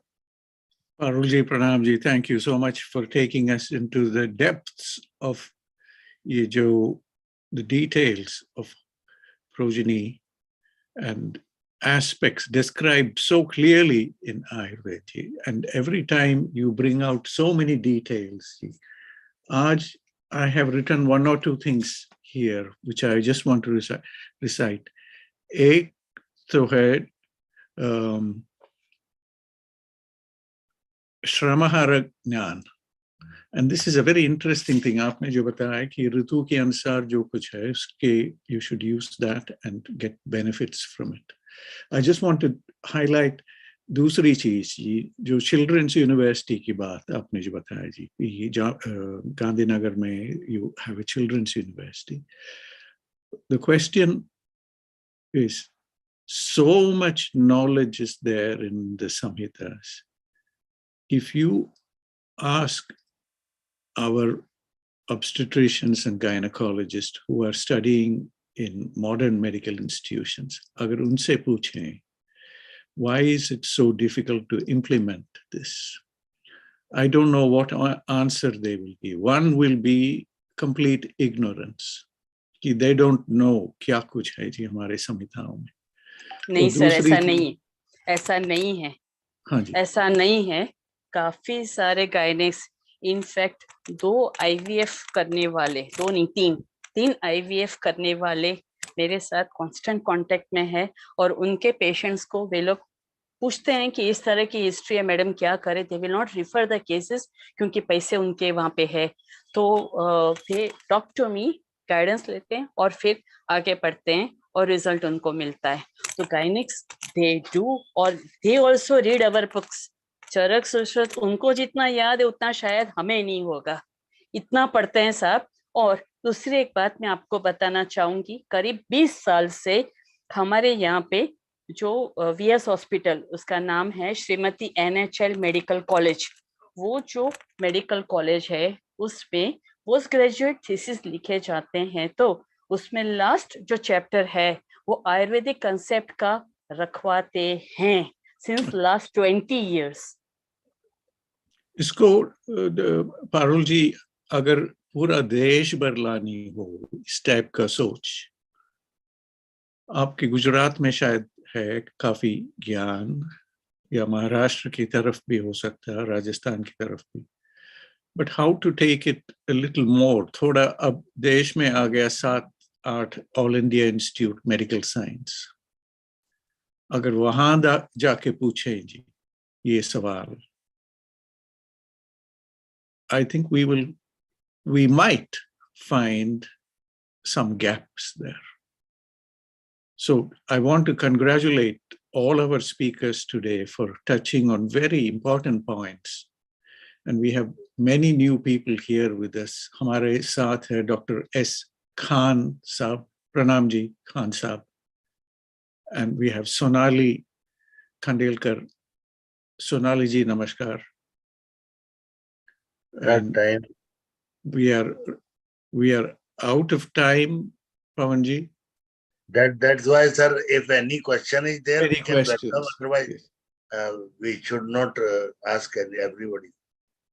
If there is, so the idea here is if there are any questions, we had a good number of people joining us today, and we are now down to a smaller number. But if there are any other questions, I don't know if Bagaji is there with us. I don't know who is Dr. S. Khan. It will be lovely to know a little more about yourself because we haven't seen you in our previous events. If there are no comments, questions, or if we want to give another 2 or 3 minutes, Agnihotri ji, हमारे तरफ से एक छोटा सा doubt है जी। ये जो madam Parul जी ने जो बताया चरक संहिता की एक अध्याय, I will put this on the screen. This is Sutrasthana chapter 4. उसमें मैडम ने जो बताया जी बात, उसके I have one, as madam was presenting, I was looking at this section. This is 600 Virechana procedures. अब उस पे मैडम ने कहा चरक सूत्रस्थान chapter 4, 15, 12. शायद पवन जी को पता होगा कहाँ है ये इस अध्याय में. There are 10 groups of medicaments. अब यहाँ पे I can see some Shotaharan, Shramanaharan यहाँ पे जी. I would like some guidance here on this one, this section पे. I will stop the share screen. शायद पवन जी को पता होगा कहाँ देखना है इसके ऊपर. This is a very powerful. The reason why I highlight this is there are so many rich formulations, 600 formulations है जी विरेचन के लिए. अब इतनी कमाल की formulations है इसके अंदर. और madam has just touched very briefly on one, वैसे जल्दी में, और इतने और पढ़ा. So I will leave it here. If there are, शायद Parul ji can address that one. If Parul ji is still here with us, Parul ji, Pranam ji. Otherwise, we will leave it for Parul. You are talking of Shramahara? हाँ जी, वो चरक हाँ, सूत्रस्थान की 4th अध्याय में कषाय बताए उन्होंने 50 groups of drugs, और 50 ग्रुप्स के अंदर हर ग्रुप के अंदर 10-10 ड्रग बताइए. ये श्रमहर गण जो है वो ज्वर के उत्पाद तुरंत आता है, और वो जो गण है उसको उन्होंने ऐसा बताया श्रमहर गण, श्रम का हरण करते. लेकिन श्रम जो टॉपिक है वो दैट पॉइंट श्रम इज अ ह्यूज थिंग. उसको इलेबोरेट करके बात करेंगे तो 1 घंटा वही निकल जाएगा. Madam, am I looking at the correct section? Sutrasthana ये आ गया जी. हाँ वहीं पे. अच्छा, यहीं पे जी 50 गण है, 50 ग्रुप्स ऑफ ड्रग्स अच्छा यानी जी, ग्रुप्स, उसमें हर ग्रुप में 10-10 ड्रग बताई है। अच्छा जी, उसमें ये ग्रुप है वो श्रमहर है, और अच्छा वो जी, जो है उसमें 8 fruits and 2 cereals, अच्छा जी, यव और शाली। आ गया जी। I will discuss, I will do a little more, I will do a little more study ji, and then confirm this one. बहुत बहुत धन्यवाद मैडम। शायद अग्निहोत्री जी हमारे साथ बग्गा साहब है अमेरिका से। बग्गा साहब प्रणाम जी। अगर I don't know if he still online, नाम तो दिखाई दे रहा जी, क्योंकि बग्गा साहब की साइंस ऑफ लाइफ के ऊपर there are some sections there which deals with all these areas. If there are no more questions, Parul madam बहुत बहुत धन्यवाद जी। Always inspiring to listen to you. All our recordings are available for those online. Please, for those who want to visit our archives, they are all the recordings are available online. We are into our 455th webinar today, Pavanji. And for those who have missed anything, all the recordings are available online. They're easy to access. Independent Research Ethics Society website. And I will leave it there. Pavanji's telephone number is there for all of you. It is on the chat box, but you can also contact Pavanji online. With those few words, I want to thank all our speakers for this wonderful webinar. We want to thank Prajapati ji for bringing this. आज बग्गा जी कुछ नहीं बोले sir. Bagga जी, शायद बग्गा जी प्रणाम जी, शायद बग्गा जी का नाम दिखा। पांडे जी प्रणाम जी। शंकर जय हो, जय हो। पांडे जी प्रणाम जी। डॉक्टर साहब आपका आवाज नहीं आ रहा जी।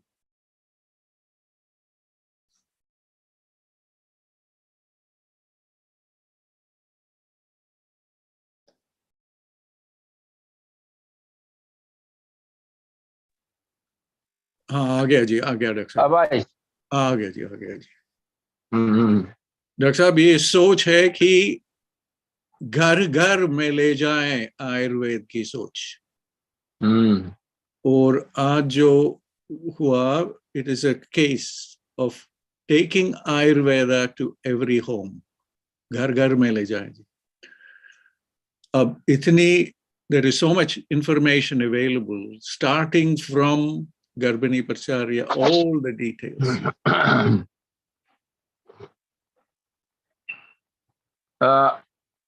वस्तुतः मैं देख रहा हूं कि आज से मतलब हम लोगों के बचपन तक की बात में मुझे ध्यान है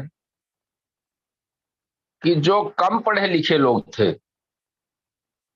जो कम पढ़े लिखे परिवार थे, उन परिवारों में आज जो हम लोग प्रयत्न कर रहे हैं कि ये पहुंचाया जाए, वो पहले से चल रहा था। कम पढ़े लिखे परिवारों में पहले से ये सब विधान चल रहा था, लेकिन जो शिक्षित परिवार हो जा रहे थे उनके यहां से गायब हो जा रहा था। अब लोगों को समझ में आ रहा है कि नहीं, आयुर्वेद में ये लिखा है, आयुर्वेद की चीज है। पहले लोग इसको आयुर्वेद की चीज नहीं समझते थे। पहले समझते थे कि ये परंपरा से चल रहा है और चल रहा है, वो बहुत महत्वपूर्ण नहीं है। अब समझ में आ रहा है कि नहीं, वो बहुत महत्वपूर्ण था, और वो केवल परंपरा से नहीं चल रहा था बल्कि आयुर्वेद के विधि के अनुसार चल रहा था। अब लोग धीरे धीरे उसको अपने में समाहित करने का प्रयत्न कर रहे हैं। पढ़े लिखा समाज भी उसको अब कैप्चर कर रहा है। पढ़े लिखे समाज में भी वो चीजें अब धीरे धीरे अडॉप्ट की जा रही हैं। तो आज का जो व्याख्यान रहा तीनों, मैं सुन रहा था, मैं कुछ दूसरे काम में लगा हुआ था, इसलिए मैंने अपने को अपना बंद कर रखा था, लेकिन मैंने सुना पूरा। बहुत अच्छा लगा और बहुत ही अच्छे ढंग से बातें की गई और बड़ी व्यावहारिक व्याख्यान रहे सब। और अब इसको जो हो रहा है कि अब पढ़ा लिखा समूह पढ़ा लिखा परिवार इसको अब धीरे धीरे उसको ग्रहण कर रहा है। पहले पढ़ा लिखा परिवार सोचता था कि अरे ये सब बेकार की चीजें हैं, ये परंपरा से केवल चली आ रही हैं। ये परिवर्तन आ रहा है, ये बड़ा अच्छा है। पहले देखिए, पहले क्या होता था कि अगर कोई रजस्वला हुई महिला तो उसको कंप्लीट आराम में, अब उसका थोड़ा सा स्वरूप बिगड़ा था। स्वरूप ये बिगड़ा था कि उसको जमीन पर सोने के लिए कह देते थे, अलग कर देते थे। वो लोग अभी समझ गए कि नहीं, अलग आराम देना तो ठीक है, लेकिन उसको आरामदेह जिंदगी भी चाहिए उस समय के लिए, है। तो अब वो परिवर्तन थोड़ा सा उसका मॉडिफिकेशन आ गया, जो आयुर्वेद में कहा गया उस तरह से आ गया। पहले वो धीरे धीरे, जैसे भाषा में होता है कि संस्कृत से अपभ्रंश हुआ, अपभ्रंश से हिंदी आ गई, उसी तरह से अब वो आयुर्वेद से अपभ्रंश होकर वो चीजें दूसरे रूप में आ गई थी। अब वो धीरे धीरे उसको परिमार्जित करके फिर से मेन स्ट्रीम में लेने का प्रयत्न हो रहा है और काफी लोग उसको अडॉप्ट कर रहे हैं। तो ये बहुत अच्छा। और जो ये इस तरह के लेक्चर्स हैं, लोग जो बता रहे हैं कॉलेजों में जिस तरह से पढ़ाया जा रहा है, तो इसका काफी ज्यादा प्रभाव पड़ रहा है। तो आज जो लेक्चर्स हुए बहुत ही मैं तो कहूंगा कि मर्मस्पर्शी थे और बहुत अच्छा लगा। बहुत बहुत डॉक्टर साहब, बहुत बहुत धन्यवाद जी। और पारुल जी ने, अग्निहोत्री जी, पारुल जी ने एक चीज आध चीज है, थोड़ा सा मैं कहना चाहूंगा कि संस्कृत के श्लोकों को थोड़ा सा उस पर ध्यान देने की जरूरत है, क्योंकि मैं देख रहा था अभी कि काफी अशुद्ध लिखा हुआ भी आ रहा था और बोलने में भी थोड़ी अशुद्धि हो रही थी। तो बाकी भाव सब अच्छे चल रहे थे, अच्छे भाव से व्याख्यान हो रहा था, लेकिन थोड़ा सा हमको वो थोड़ा अटपटा लग रहा था कि ये अशुद्धि इस तरह की नहीं होनी चाहिए। इसका एक गलत हो जाता है संदेश लोगों में। और एक वो मैडम कह रही थी कि वो ओजो स्नानाम रजनी चाराणाम आहार हेतु न शरीर मिष्टम, वो चरक का शारीर स्थान का दूसरे अध्याय का श्लोक है, सुश्रुत का नहीं है, वो चरक का शारीर स्थान के दूसरे अध्याय का है। बाकी तो बहुत अच्छा रहा, बहुत अच्छा लगा। व्याख्यान का जहां तक प्रश्न है वो बहुत अच्छा। मैडम ने, मैं उस श्लोक की बात कर रहा था, समदोष समाग्निश्च समधातु मलक्रिय प्रसन्नात्मेन्द्रिय मना स्वस्थ इत्यादि। इसको थोड़ा सा और अच्छे ढंग से लिखा गया होता तो ज्यादा अच्छा था। बाकी उन्होंने बातें जो कही बहुत अच्छी कही। पारुल जी ने एक चीज जो बताया जी, नस्य कर्म। अब I've just put in the chat box एक रेफरेंस जी, नस्य कर्म और hypothalamic pituitary ovarian axis। अब आयुर्वेद लोगों के पास ये नस्य कर्म इतनी सदियों से चल रहा, and it is so powerful. जो पारुल जी ने जो बताया कि यू कैन डू नस्य कर्म and get very amazing effects. अब ये देखो, सदियों से चल रहा कर्म, मगर थोड़ा इसको अगर आगे ले जानी हो, Agnihotri ji, is there some opportunity कि मॉडर्न मेडिसिन वालों के साथ कुछ डायलॉग हो इसके ऊपर? क्योंकि हमारे पास इंटरवेंशन तो है, इतनी सेफ इंटरवेंशन, और इतनी टेक्निक्स भी है सेफ, और इतनी एक्सपीरियंस भी है जी हमारे, मगर वो जो डायलॉग जो होनी है, इट इज हाँ, थोड़ा सा अनुसंधान की जरूरत है कि ये क्यों हो रहा है, कैसे होता है, ये जानना थोड़ा सा अच्छा रहता है अगर और इस पर अनुसंधान हो। और लगे हुए हैं लोग, निश्चित रूप से उस पर विचार कर रहे होंगे, जो लोग इस पर ज्यादा रिसर्च कर रहे हैं, प्रयोग कर रहे हैं, तो उनके दृष्टि में जरूर ये चीज होगी कि कैसे हो रहा है, इस पर जरूर काम कर रहे होंगे जो फिजियोलॉजिकल। और ये नस्य कर्म, ये आजकल जो कोविड की जो चल रहा है जी, उसमें भी बहुत काम आ रहा, और बहुत काम, डिस्कसिंग इट सफिशिएंटली जी। उसको जो पब्लिक बहुत ज्यादा। रिलेशंस में जो आनी है इस टाइप का चीजों की डिस्कशन, somehow वो कॉन्फिडेंस नहीं आ रहा लोगों में कि कैसे बताएं लोग क्या है इसके पीछे, how does it work. So I want to leave it there that we have very important लेकिन karmas. मैं देख रहा हूं कि हम लोगों के पास पेशेंट आते हैं या और परिचित लोग हैं, मुझे लगता है कि हर 5-6 घर में एक के पास जरूर अणु तेल या षटबिंदु तेल मिल जाएगा आपको रखा हुआ। ये परिवर्तन आया है। शाबाश शाबाश शाबाश। लोगों के पास सुदर्शन घनपट्टी जरूर रखी हुई मिल जाएगी, गिलोय घनपट्टी रखी हुई मिल जाएगी परिवारों में। कई बार होता है पेशेंट बुखार आ गया, डॉक्टर साहब वो सुदर्शन घनपट्टी रखी है मेरे पास, खा लूं, गिलोय घनपट्टी रखी है खा लूं। हमने कहा हाँ खा लो, खुश रहोगे। ये बड़ा आनंद मिलता है हम लोगों को ये सुन के। बढ़िया जी डॉक्टर साहब। डॉक्टर साहब बहुत बहुत धन्यवाद प्रयागराज से जुड़ने के लिए, बहुत बहुत धन्यवाद जी। शायद अग्निहोत्री जी वी आर आपके उस तरफ तो हो गया जी 10:05 6 मिनट। हाँ शायद हमारे हरीश जी भी जुड़ गया। हरीश जी नमस्कार। हरीश कल जी मैं प्रणाम जी। नवरात्र में सोने का समय थोड़ा जल्दी का हो जाता है हमारा, क्योंकि सुबह 4 बजे उठना पड़ता है पाठ करने के लिए, पूजा करने के लिए। सुबह की पूजा में कम से कम 3-3.5 घंटे लग जाते हैं हमको, तो जल्दी सोते हैं तभी सुबह जल्दी उठ पाते हैं। पवन जी आपका आवाज नहीं आ रहा जी। पवन जी आपका म्यूट चल रहा। तो मैं प्रणाम कर सकता हूँ? आ गया जी, आ गया। प्रणाम जी सर। पांडे जी, नमस्कार जी, गुड नाइट, शुभ रात्रि। क्योंकि मैं हाँ जी अग्निहोत्री जी आपका अच्छा। Concluding remarks please. हाँ जी, थैंक जी यू। सर, थैंक यू, प्रणाम सबको। क्योंकि समय बहुत हो चुका है, 2 ही वाक्य 3 वाक्य में खत्म करते हैं। अग्निहोत्री जी नमस्कार। नमस्कार सर, पांडे साहब सर नमस्कार। क्योंकि समय 10 से ऊपर हो गया है और सभी लोगों के अपने और भी कार्य हैं, तो आज जितने भी महानुभाव जुड़े करीब 31 हो गए थे, सबका बहुत बहुत धन्यवाद और आभार उनका। साथ के हमारे चारों ही गेस्ट स्पीकर्स का बहुत बहुत आभार। मुद्दा ये है कि हम डॉक्टर तृप्ति अग्रवाल और डॉक्टर योगेश जोशी जी की तो लिंकिंग नहीं जानते हैं, हालांकि जोशी जी पुणे से हैं। तो बाकी एक बात कहेंगे सिर्फ एक वाक्य में कि डॉक्टर पवन शर्मा जी ने अपने प्रताप से आज ज्ञान का अरब सागर जो जामनगर से आता है, चाहे वो हमारी मैडम कामिनी धीमान हो और चाहे मैडम पारुल जोशी जी हो, ज्ञान का अरब सागर आज उन्होंने हमारी इस 455वीं वेबिनार में उंडेल दिया।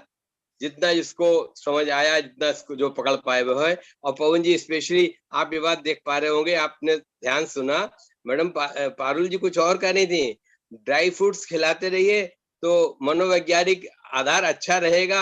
हम तो प्रिवेंटिव मेडिसिन वाले हैं, बजाय उस लेडी का उन्होंने रेफरेंस दिया कि ड्राई फ्रूट खाते रहे, उसका स्वभाव चेंज हो गया। तो ड्राई फ्रूट की महिमा पारुल जी ने बतलाई, वो प्रिवेंटिवली बहुत ज्यादा कारगर रहेगी। तो इन्हीं शब्दों के साथ में सभी का धन्यवाद करते हुए और आप सबका बहुत बहुत अभिनंदन, नमन, स्वागत और सभी गेस्ट स्पीकर का पुनः पुनः एक बार आभार। Over to professor Madan sir ji. बहुत बहुत धन्यवाद सर, बहुत बहुत धन्यवाद आपका। हरीश जी कुछ दर्शन तो दिए, बोलेंगे हमारे साथ। हरीश जी प्रणाम। जी सर प्रणाम प्रणाम। मैं तो बड़ी देर की मेहरबा आते आते आज भी वो आप जब आए तब टेंट वाले बैठे थे केवल। नहीं बिजी था दूसरी यूट्यूब पर फॉलो करूंगा जी। Thank you sir, thank you. Harish ji हमारी तरफ से थोड़ा सा वो डायलॉग बनाए जी आपकी यूनिवर्सिटी हेल्थ नेटवर्क वालों के साथ, टोरंटो वालों के साथ, जैसे हमारी सीनियर पारुल जी है और कामिनी जी है, थोड़ा करें जी इसके ऊपर थोड़ा चर्चा, जिससे कि तो वो विमेन्स हेल्थ और गायनेकोलॉजी एस्पेक्ट्स, ऑब्स्टेट्रिक्स और उस टाइप का, which is a difficult area but filled with knowledge। आपको पता ही है कि आयुर्वेद के अंदर इतनी कुछ है जी, and so many opportunities। So let us discuss, थोड़ा सा कनाडा की तरफ भी ले जाएं जी, आपकी तरफ भी ले आए थोड़ा, ये पवन जी का सोच और प्रजापति जी का जो सोच जो चल रहा है, 5 themes इन आयुर्वेद, आपके कनाडा की तरफ भी ले आए, हर घर में आयुर्वेद करके कुछ। जी सर, हम प्रयास कर रहे हैं, यहाँ पर बढ़िया बहुत जी, प्रयास चल रहा है और लोग लाइक भी कर रहे हैं।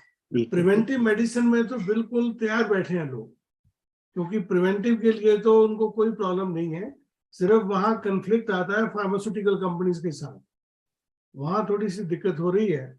लेकिन प्रिवेंटिव में अगर हम जाना चाहते हैं, अगर कोई हमारी नॉन मेडिसिनल कॉन्सेप्ट्स हैं, जैसे आहार को लेके, लाइफस्टाइल को लेके, जैसे मैं आज पूरा सुन नहीं पाया, तो गर्भिणी परिचर्या वगैरह जितना भी कुछ आयुर्वेदा में है, तो लोग तो इसको पसंद करते हैं और लोग चाहते हैं कि हमें बताएं कि ईस्ट में क्या चल रहा है।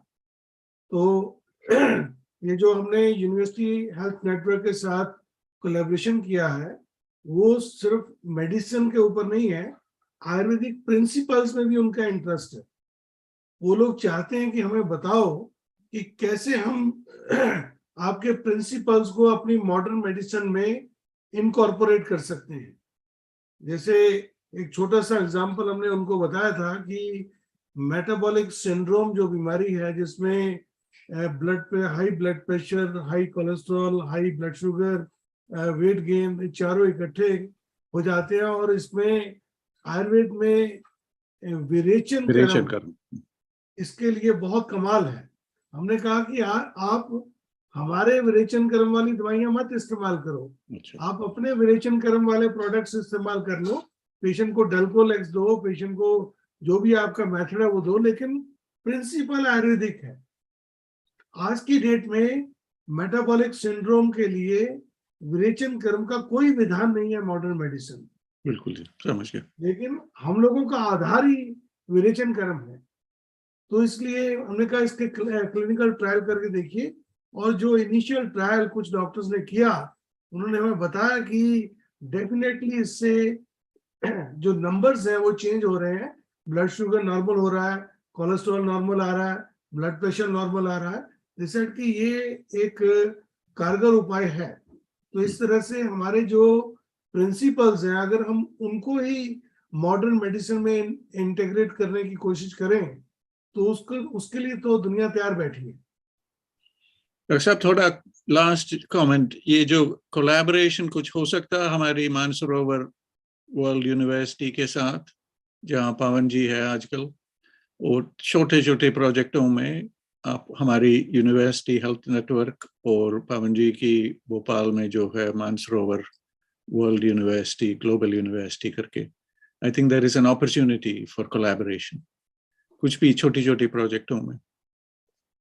सर, आपको पता है मैं ज्यादा बिजनेस में इन्वॉल्व रहता हूँ, तो उसके लिए बड़ी इंपॉर्टेंट बात है, who will bell the cat, पैसा कहाँ से आना है, एंड वो पैसा आने के बाद पैसा कमाना किसने है। अगर कोलैबोरेशन ऐसे हम करते हैं, जो लोग पैसा लगाएंगे वो फाइनली जो रिसर्च का आउटकम होता है उसको फिर वो एनकैश करने की कोशिश करते हैं।